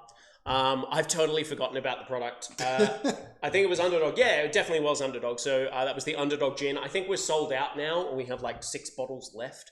Were you looking to me like I know? No, not at all. No. It's like, you're just going to throw it to Rick for a second? Yeah, I'll throw it to Rick. Rick knows. No, I actually haven't tasted it yet. So it was going to be duty-free Applewood. Got a bottle back with me. Yeah, I think it was. And we had the Coral Coast gin as well that was going to be duty-free, which is that one right here. That was also in duty-free. But then, obviously, we don't sell it in duty-free anymore because no one travels by air because the world ended. But now we're going to shake this cocktail. Woo! Woo!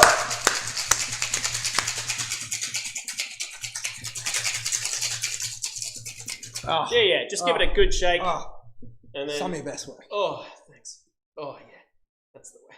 Oh, you can do it. Yeah, that probably looks really weird on camera, actually. It was more the noises that accompanied you opening that. But, yeah, that's fair enough. Look, to each your own, right? Like... Oh, dear me. So now we just need to grab some glasses. I've got these wonderful plastic ones because they're actually really good. And yeah, we're just going to separate this bad boy out. And I think too, just for the viewers at home, these aren't single use. These will be washed and used again. Yeah. And I know that because Henry doesn't have anything in his kitchen. Because we sold it. And this was all we had. Because we sold it for the saffron. This is what I'm talking about. It costs a lot of money. Website says 24 bottles left. Has shiitake mushroom in it. Yes, it certainly does. This is one of those things where I definitely need Brendan because it was distilled before my time. So I actually don't know too much about it, unfortunately. But we will get some info for you, and then we'll give you all the information that you need. There we go, bit of ice, and then finally, where are we? The thing I mortgaged the house for, saffron. Yeah. So all we need is just a little pinch of saffron. Now this would make it about $45 a cocktail, I would imagine. So this is $100,000 for a cocktail. Here you go. Just some saffron strands on the top. If we had some crushed ice, we'd obviously float them right on the top and it'd be brilliant. But here we go. Cheers. Cheers to you at home.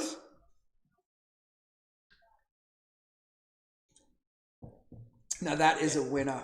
That's a banger. That is an absolute winner. That saffron just ties everything together. Oh, yeah, really, it ties the room together. It does, yeah. Was done for Shady Acres. Yes. You guys know a bit more than me about the Underdog. Simply because, as I said, I've never even tried it. I've never even tried the Underdog gin. You poor thing. I know. Are you going to get through it? Yeah. You going to make it to the rest of this podcast? Yeah, I'll make it through to the end. I'll make it through. Yeah, it will be fine. But yeah, that's a banging drink. It does all right. As a lover of Asian cooking, big fan of sesame in everything. I chuck sesame seeds on pretty much everything nowadays. On and in everything. It's wicked. And it's really like wonderful cocktail ingredient. It kind of encompasses everything. Everything gets this little bit of sesame tinge to it. Yeah. And I mean, with the saffron, there's a bit of nuttiness as well, which is quite nice. Exactly. Beautiful drink, Henry. Oofed. Stop it, you big flirt.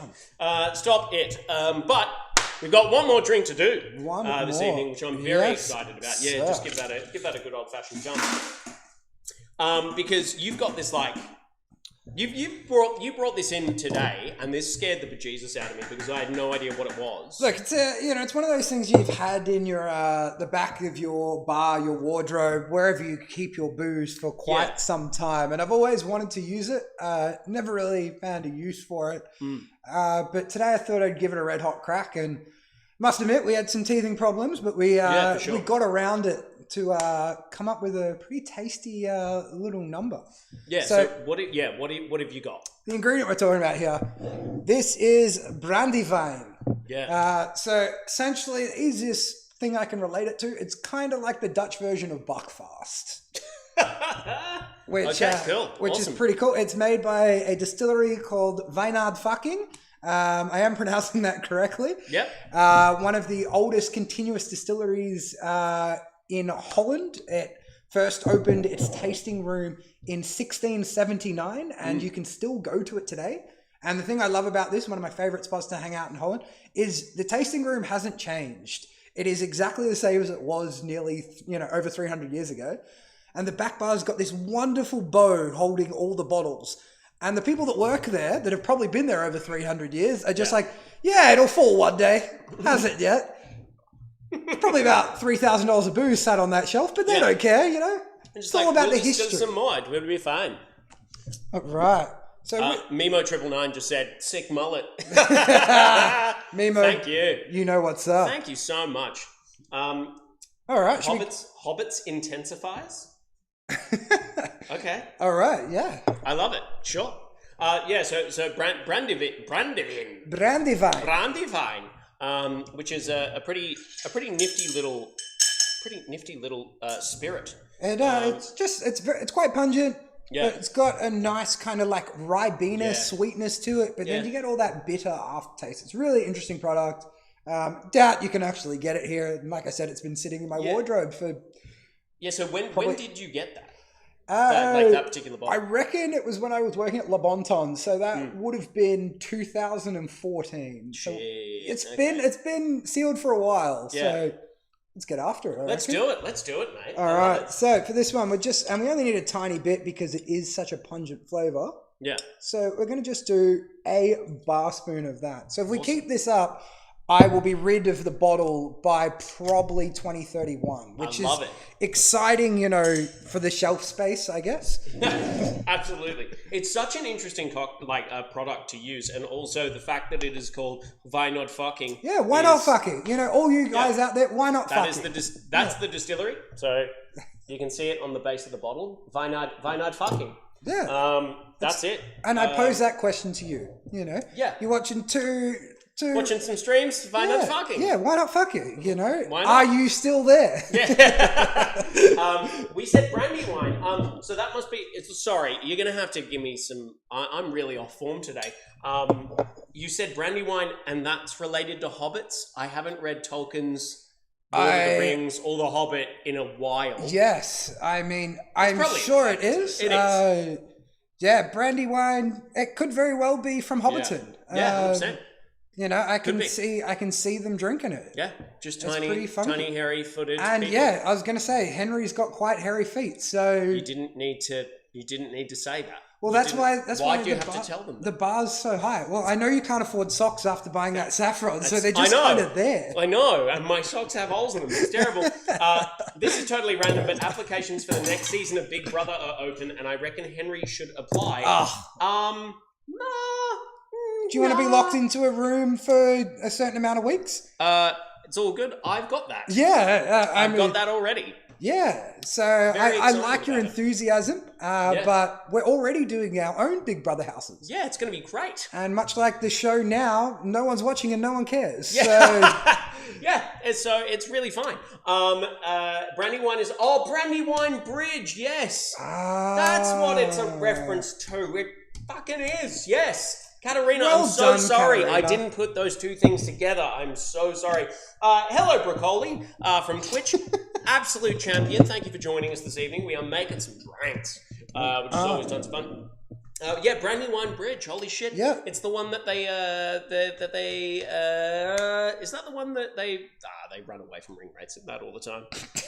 I was going to say, is that the one where they run away from the ring rates? I'm like, wonderful politician's answer there. You notice he didn't give you a concrete answer? yeah, it was that was it. Yep. For example, there's a certain amount of millage of another product going in now. Yeah. So yeah, what have you got? You got some Falernum. A little bit of the commissary Falernum, support local, Yeah, of course. Just a little touch of that, a little 10 miller of that one to go in that. Awesome. Oh, Broccoli, greetings from Costa Rica. Hello. How is Costa Rica this time of year? I bet it's actually quite freaking I would nice. imagine Costa Rica is Costa Rican amazing. Yeah. Oh, Jesus. That was a terrible pun. Terrible pun. That was such a reach. And you know what? I'm really, you stretched for that. That was a long bow to draw. What are we preparing? Well, we're preparing our second cocktail from Rick drink. of the So evening. just quick run through for those who've just joined. Bar spoon of brandy wine, so Dutch buckfast. A little bit of Falernum. Yep. Touch of simple syrup as well, just another 10 mils. Sweet. Now some classic lime juice, just to go in this one. Awesome. Pop that one in there. And you're putting 20 mil of that in there? 20 mil, yes sir. Wicked. And this one, a little bit more of the gin than in the previous drink. We'll go a 50 miller on that. You're going to kill that bottle? I am going to kill that bottle. I was thinking about that before. You want to just good, mate. finish me off Yeah, there? I'll give you a bit of 50. There you go. That's 50. It's just a wonderful team right here. Here we go. Now, this Champions. this won't need too much of a shake, so we're going to do something a little bit different. We're just going to do a whip for this one. Oh, cool. So- Wait, so can you talk me through like the difference between a whip shake and other kinds like hard shakes and different other kinds of shakes? So Because we've touched on this before, like in episode I think like 13. We're now at like episode 65. with a traditional shake, Yeah. you're both crushing the ice, aerating it, diluting it, and chilling it at the same time. Yeah. Now, to change a few of these things up, if your drink is going to sit on ice, quite often you won't need to chill it as much. It's going to sit on ice. It's also going to dilute on the ice. So employ a technique called whipping. What whipping will do is aerate it and start the dilution rather than complete the dilution. Yeah, awesome. Easiest way to whip something is to put one cube in there, and then you're kind of throwing it in a circular motion where the ice cube is touching all the outside of the tin, and you just want that ice cube to dissolve. So just going to stand there and do these ones. And it looks like it's hitting you in the face. Yeah. I also love that you're like giving the camera like a good amount of eye contact as well. Yeah, I gotta, you want to see these just basic brown eyes that I have. Yeah, I love it. Yeah, they're good. Yeah, As I said, we would be making out if COVID wasn't a thing. Broccoli, well, it's basically raining all day in here. Well, that fucking sucks. I'm so sorry to hear that. That's really crap. Unfortunate, Broccoli. Yeah, dude. Really sorry to hear that. I'm sorry, and I'm sorry if you're stuck inside. That's super bad. One of the wonderful things about whipping as well, Henry, is you can hear it that the ice has dissolved, so you know you're done. Also, no strainer, less mess. Oh, awesome. Yeah. Move on to the next drink. All about saving time. Wicked. That's a really good method, to be honest. Like, you're pretty much shake and dumping. Good for your Collins drinks, your Bucks, anything that just requires a little bit of aeration to get going. Yeah. Awesome. All right, pop those there now. Yeah. Oh, yeah, we got the big ice. Big old ice cubes. Now, where's my grab your spoon. There you go. I love it. Been out of the game a little while, so my technique probably looks a little wonky, but if you ever see me bartend, you'll know it's probably better than it was before. Awesome. All right, now, just to finish that one off, we're going to give a little bit of bubble. One of my favourite products, again, Australian, Cappy's grapefruit soda. Yeah, this is such a good product. If you've never had this, just go. They sell it in Coles. They sell it in Woolies. Yeah. Just go get some. It's just delicious. Put it with anything. Yeah, I mean, especially Palomas. Like, exactly. For Palomas, just do it. Yeah, if you want to take the effort out of bartending and you want a Paloma, just grab this. Just grab this. Lime juice, tequila. You're done. And it's so good. And also just so much more refreshing than a margarita. That's it. Like, it's a bit more quenching, which is quite nice. Well, it keeps people inside. That's something. Raining in Costa Rica. And by the way, nice brown eyes, bro. Oh, stop That's so it, lovely, Broccoli. Thank you, dude. Stop laying it on. Come on. And then to finish, a little bit of a grapefruit zest. Yes. Just a touch of that citric bitterness. Again, discard, because who wants that? Throw them away. Yeah, don't put them in your drinks. Cheers, guys. Here we Bon go. appetit. I mean, get out of town. Easy, delicious. Delicious. You drink So 100 good. of those. I would. I'm going to drink both of those. Well, you're going to drink two, yeah. I am going to drink too. But guess what, my man? Oh my God. It's now time to play one of my favourite games. And what is your favourite game? Well, it's called What's That Bitter Taste in My Mouth? I've played that before. So here we go. I know, right? But here we go. It's going to be quite a lot of fun. So, what I need to do is just... that's what I'm looking for. Now, I need you to close your eyes. Okay. Because I'm going to pour you... Wait, close my eyes and you're going to put something in my mouth. Is this really I'm not going to put something in your R? mouth. Okay. Okay. Right. That's the next stream. We talked about this before.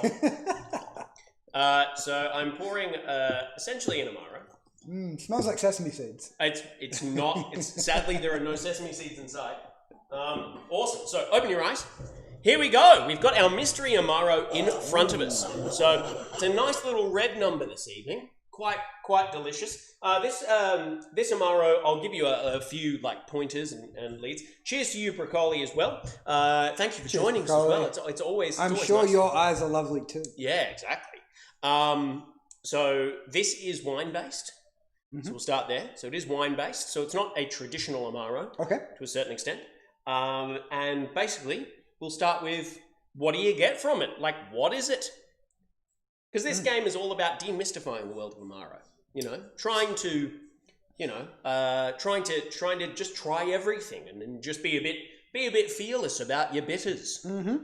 So off the nose, kind of gives me like a Chinotto vibe. That Chinotto-y sort of flavour. Yep. Sarsaparilla even. Yep. Yeah, there's a bit of like maybe damp. Oh, this is going to sound super wanky. Damp rose petals. Which, of course, everyone has a oral. Everyone remembers damp rose petals. Man. Like, I was going to say an oral response, but no, that would be hearing. Yeah. That doesn't work. Yeah. A nasal response, is that any better? An olfactory response. Olfactory, there we go. Baby. Thank you. Yeah, bit of olfactory. That's the way to go. Hello, Kirsten. Thank you for joining us. It's all good. Don't even stress about being late. You're all fine. Yes, just in time for What's That Bitter Taste in My Mouth? Now, what do we think? Like, what we always start with is, do we think it's old world, meaning continental European, or do we think it's new world, outside of the continent of Europe? I mean, it kind of has the feeling of it being old world. Yeah. However, having tried a million Amaros in my travels and, you know, being in Italy, being Italian, there's nothing that really springs to mind in this realm. So I'm going to say New World. You're going to go New World? Yes. It's Old World, unfortunately. And I'm so sorry. That is why I work at the Black Pearl. It's a hard one though, because it is quite fresh and floral. Because it almost feels like a dry Tokay. Yeah, for sure. That's kind of the realm that I'm sort of getting. Like a dessert wine that's been, completely flipped, had the sugar removed, and you've just got these dry, datey elements. Yeah. Without that residual sugar. Yeah, 100%. And it definitely has these this vast push to, I suppose, a dessert kind of style. Peter, while I'm comparing Rick to people, he's a bit of a bartender version of Clayton Donovan, who gets around in stubbies, shorts, and old t-shirts, looking like an old school trucker, but as a chef who makes the most beautiful, delicate food. Oh, thank you. That's really lovely, actually. It's kind of a complisalt, but I'll take both of those because you know what? I just like attention. Nice. So. We know that this is Old World this evening. Okay. So, Old World. Now, do you think it is from France? Do you think it is from Italy? Or do you think it's from Switzerland? Ooh. I'm gonna go at this boldly. Yeah. I'm gonna take Italy out of the equation. Okay, you're gonna take... Why? Why do you immediately go, okay, no, I don't think this is Italian? It doesn't follow the traditional kind of quote-unquote guidelines. Yeah. That most Amaros that I know of or have tried follow. It doesn't seem bitter enough to be in that world. Yeah. Which has me kind of leaning more towards Swiss. No reason why. Yeah. I mean, the only real comparison I have between French and Swiss spirits is the difference in absinthe. Yeah, for sure. And Swiss absinthe, a lot lighter, a lot more floral, a lot heavier on the licorice. Yeah. Whereas French can go bitter, like the Swiss don't really make an Amer. They just have a Blanche usually. So I'm thinking this is kind of on the lighter side. So that's my, it's drawing me to that. Yeah, but you know what? I'm happy to be wrong. But I'm going to say it's from Switzerland. You're going to say it's from Switzerland.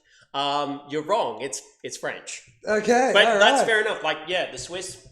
I'm trying to think of a Swiss Amaro off the top of my head, and I can't actually think of one. There's really high up, Alpine Amaros from those sort of bordering regions. Yeah. But nothing comes to mind. I know there's a few Austrian ones. Yeah, for sure. But nothing comes to mind. All right, no, but it's French, baby. Can I get a region of France? Ooh, shit. All right. Then I'm gonna have to look this up. I'm sorry. Don't look at the computer screen. Okay, I'll look in the screen. How are you doing? How's your day? I thought we were gonna, talk about. Come hang out. Let me hold on. All right, I'm not looking. I'm having work. I'm having work. Sorry. That's okay. God. I'm not gonna lie. My knowledge on French Amaros is incredibly small, if not existent. There are a few. They are regional-ish. Okay. But it's not really the same as Italian Amaro. Yep. Okay. But that's just because the French don't create as many Amaros as the Italians do. Sorry, I'm just trying to find it.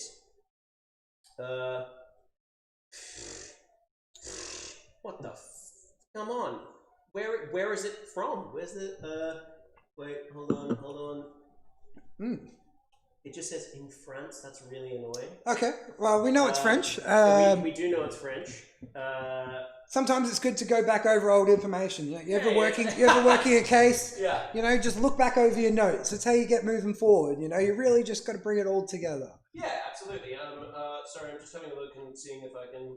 I will say this is one of the weirdest escape rooms I've ever been a part of, but I'm liking it. I like things that are different and unique, and if I wasn't chained to this chair and being told to say this against my will, this would be a really fun time. I'm so sorry. Unfortunately, I no can't give you a region. Okay. That kind of sucks. But it is from France. Okay. Do you have an idea of what it might be? I'll give you a clue. So, it's essentially an aromatized wine Amaro. Okay. And the reason that we do call it an Amaro is because it has quite a bit of quinquina in it. Okay. So quite a bit of cinchona bark. It was originally made for French Foreign Legion soldiers. Oh, I know what this is. Yeah. This is Dubonnet. This is Dubonnet, baby. Yeah. Yeah, it is. It is Dubonnet. Dubonnet. That makes so much sense. Yeah. Yeah. It's a weird one. Dubonnet, again, it's one of these things which I suppose has started to come back into modern bartending only recently, to a certain extent. Like Dubonnet definitely had a lull there for a minute. Definitely. For a hot minute, but it's freaking good. Yep. Dubonnet is really, really cool to use, especially because it has this kind of lillet florality and that cinchona bark kind of rearing its little ugly head in many ways, but it is this sweet vermouth. And it's a rouge vermouth. It's really quite cool. Absolutely stumped me. Yeah. But fun little fact about this one, for those of you playing at home, if you have the wonderful PDT cocktail book, there is a drink in there called the Foreign Legion, which I do believe contains Dubonnet, and was also created by Greg Sanderson, the owner of the Speakeasy Group. Awesome. That's so fucking a little tie there, Australian-French New York cocktail bar. Yeah. As the French say, Dubonnet. Dubonnet, baby. It's Roussillon. It's Languedoc Roussillon in the south. Okay. So yeah, you have Languedoc Roussillon, which is to the I never eat soggy wheat mix, to the west of Marseille. I didn't know it was pronounced that. I always call it Languic. Oh yeah. So yeah, no, my French girlfriend, I once said Languedoc to her, and she was like, "What?" And I was like, Languedoc, and she was like, "Languedoc?" I was like, "Okay." Florality is now a drinking word. Okay, it now is, but I'm not doing shots. What I find interesting is that it uses coffee as one of the bitter herb botanical elements. It's fucking cool. Yes. Yeah. It's an absolutely banging cocktail ingredient that can give you quite a bit of complexity. And oft forgotten. You're right. Yeah. It's like people don't often go, oh, you know what? I could chuck some Dubonnet in here. Yep. Or give me a Dubonnet on the road. No, I never heard. No, never heard that. I think the only person who said that is the Queen. She's the only person out there who went, give me a Dubonnet on the rocks. Dubonnet mixed with cucumber sandwiches. I mean, that's a good combo. That's a drink in itself. You're making me, holy crap. And if De Kuyper ever wants to release their cucumber liqueur to Australia, please, we are waiting. Yeah. We'll combine it with some Dubonnet. I had to tell so many people about this, and they don't believe me that it exists, but... Well, cucumber liqueur. Cucumber liqueur from De Kuyper. It is delightful. Yeah, it fucking exists. So, here we go. Are you ready for this? All right. You're not ready at all. This is going to be great. Let's do this. Here we go. What we are going to do right now is... No, I didn't want to do that at all. No, go away. Whoops, sorry. Everything's going crazy on my computer. He's trying his best, ladies and gentlemen. Oh, just don't make excuses for me. It makes me feel worse. So, if you are watching us for the first time, it's time for Australia's funniest home cocktails. That's what we're doing. Bam! Bam, bam, bam, bam! Here we go. I've even got... the title card. Yeah, I've got title cards, baby. It's real fun. This is a professional setup. This is a very... Don't let anyone ever tell you anything different, Henry. Just because there's no other furniture in my house doesn't mean I'm not professional. Okay? Just because I auctioned off my couch for some saffron. It did feel like I was walking into an interrogation room. But, so far... It is because we have really bright lights in one section as well. Like, that is definitely a reason why. Now, we have quite a drink prepared for this evening. All right. It's going to be quite a bit of fun. Now, you are going to need a shaker. Okay. Which is going to be right there. And unfortunately, you're going to need this as well. Which is arguably one of the greatest ingredients ever created. Absolutely. And you will need this. So there you go. So what we are going to do is we are going to listen to the magnificent Janae Neesonger, which... Good on you, Janae. Well done, Janae. Hope you're doing well out there. just well done. That's all I've got to say.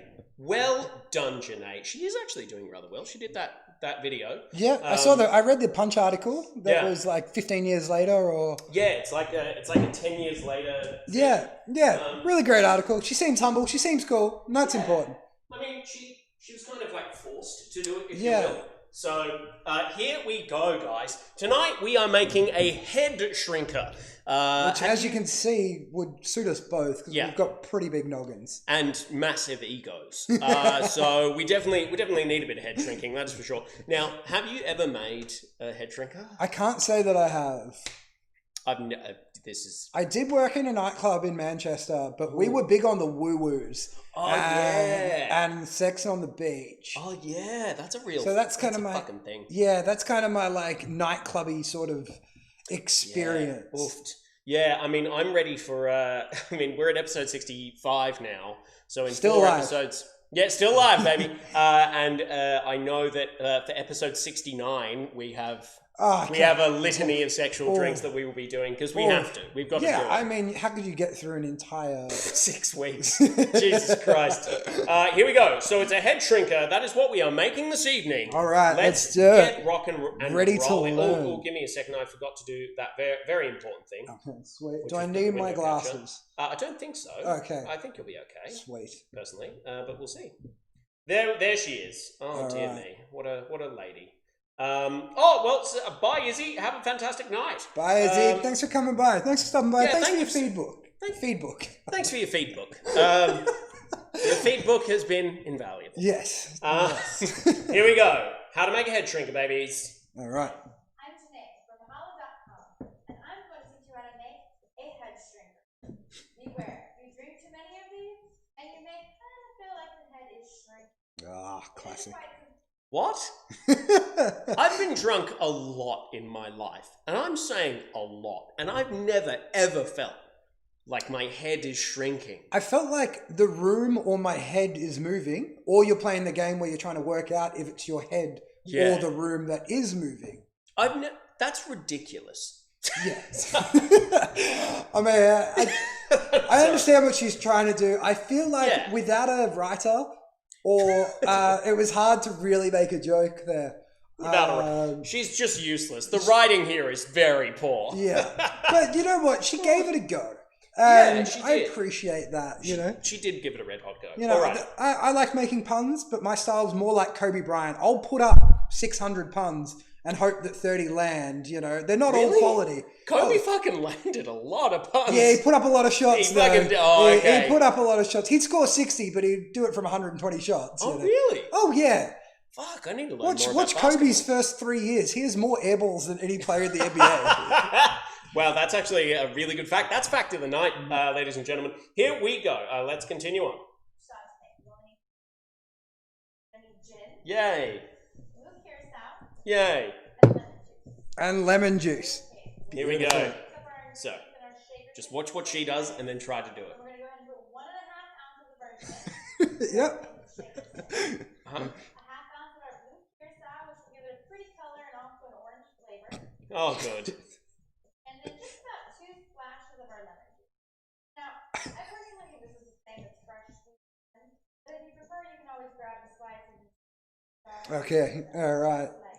But then this. And that's the piece de resistance of this fucking video. She squeezes it and then just drops it in. Take so much care and then drop it in. Don't give a fuck. All right. So here we go. Wait. Go ahead and cover up the shaker tin. We're going to get it all nice and chilled and mixed together. Okay, yeah. Yeah. So far, so good. All right. Now that it's all cool, we're going to strain it into our shot glass.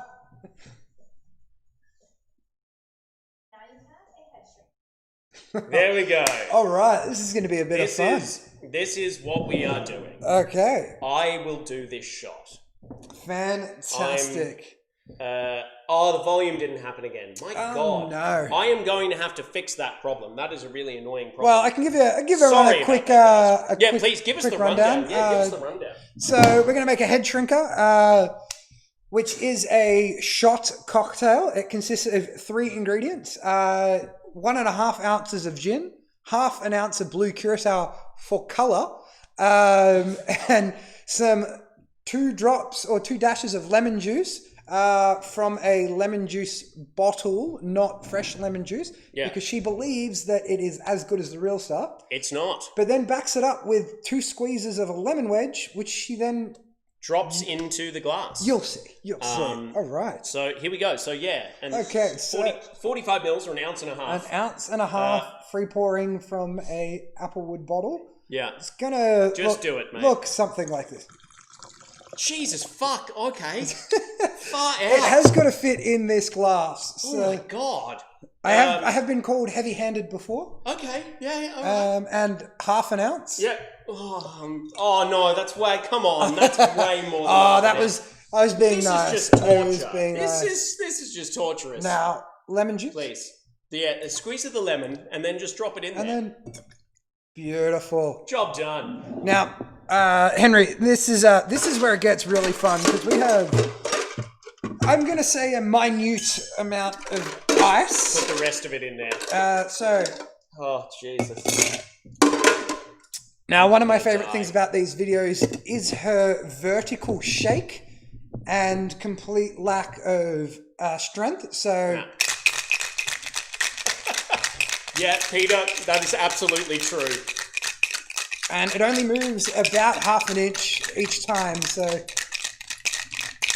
yeah, you're making. And shake it till it's nice and cold. Yep. Oh, good. Very good. Very good. You're making a shot that you know someone else is drinking. Yeah, he is. Now, do we have our... Yeah, we do have our strainer. Where did you know go? What? It's okay. Oh, yeah. Oh, yeah. Well, it wouldn't be this segment without doing this. Club strain into a shot glass. How's my volume looking? Jesus Christ. This is fucking awful. Oh, dear God. It's very close. And there you have a head shrinker. Henry, enjoy. I really don't want to do this. I'm just going to level with everyone here. I really don't want to do this. Oh, how was that?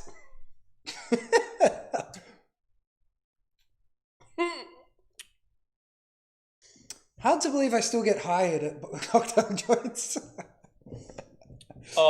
With such raw talent. Oh, that kind of hurt. Oh. That might repeat on me. Oh, Jesus. Henry did come into this a little bit, down, let's say. Oh, so he was up, and now he looks like he's topped over the peak again. Oh man, that's really bad. Don't take that for yourself. That's If once we get to the point that we can go back to bars, please come in to the Pearl, and I will make you a head shrinker. Oh my God! Much to the dismay of, I'm sure, my bosses, my supervisors, and my other co-workers, but I will do it just for you. That was horrific. I'll even do one with you. Oh my God! Well, it couldn't have finished in any better way. Rick, thank you so much for joining me this evening. My pleasure. Thanks for having me on. It was a great time. It's always good to hang out. Tons of fun. Hey. So thank you so much for joining us, guys. We will see you Friday. We are sorting out the schedule, I think, for guests and whether they can join and if they can join remotely, because unfortunately being based in Melbourne, we are, as you would say, fucked. Or lepers. I'm hearing that get thrown around. Lepers, that's being treated like lepers. That's offensive. Come on now. So we are still sorting out Friday. We will be doing a Tom Collins through the seasons. Ooh, that sounds good. Yeah, it's going to be 4 Tom Collins, each one based off a season. Can't wait for the autumnal one. Collins. Yeah, exactly. That was bad. You're ready to be a dad with that one. Mate, I love the word autumnal. Autumnal, yes, absolutely. So we will have an autumnal Collins, a winter Collins, and then a spring Collins. So it's going to be really, really fun. And then on Monday next week, we are having a native botanical bonanza. So again, we'll be making 4 drinks, and each of the drinks will be highlighting a different native botanical. So that's going to be a lot of fun as well. If you are in Hospo, we are now doing some cocktail care packages for people in Metro Melbourne. So please contact me, say hi. We will drop off a cocktail at your house. to say It's a beautiful thing. To say get through. Beautiful thing. And have a sensational rest of the week. We will see you Friday. Not too sure if we'll have a guest and if we're allowed, but if we are allowed, it's going to be a lot of fun. And if we aren't, it will still be fun. It will just be me, though. You're just a fun guy. Oh, stop it, you big old mushroom. Get on out of here. Anyway, guys, thank you so much for joining us this evening. Thanks for coming to hang out. Thanks, Cheers, Henry. guys. Have a good one. Bye. 7, 6, 5, 4, 3, 2, 1. You'll never have the sacred stone. Oh, this you crazy mother.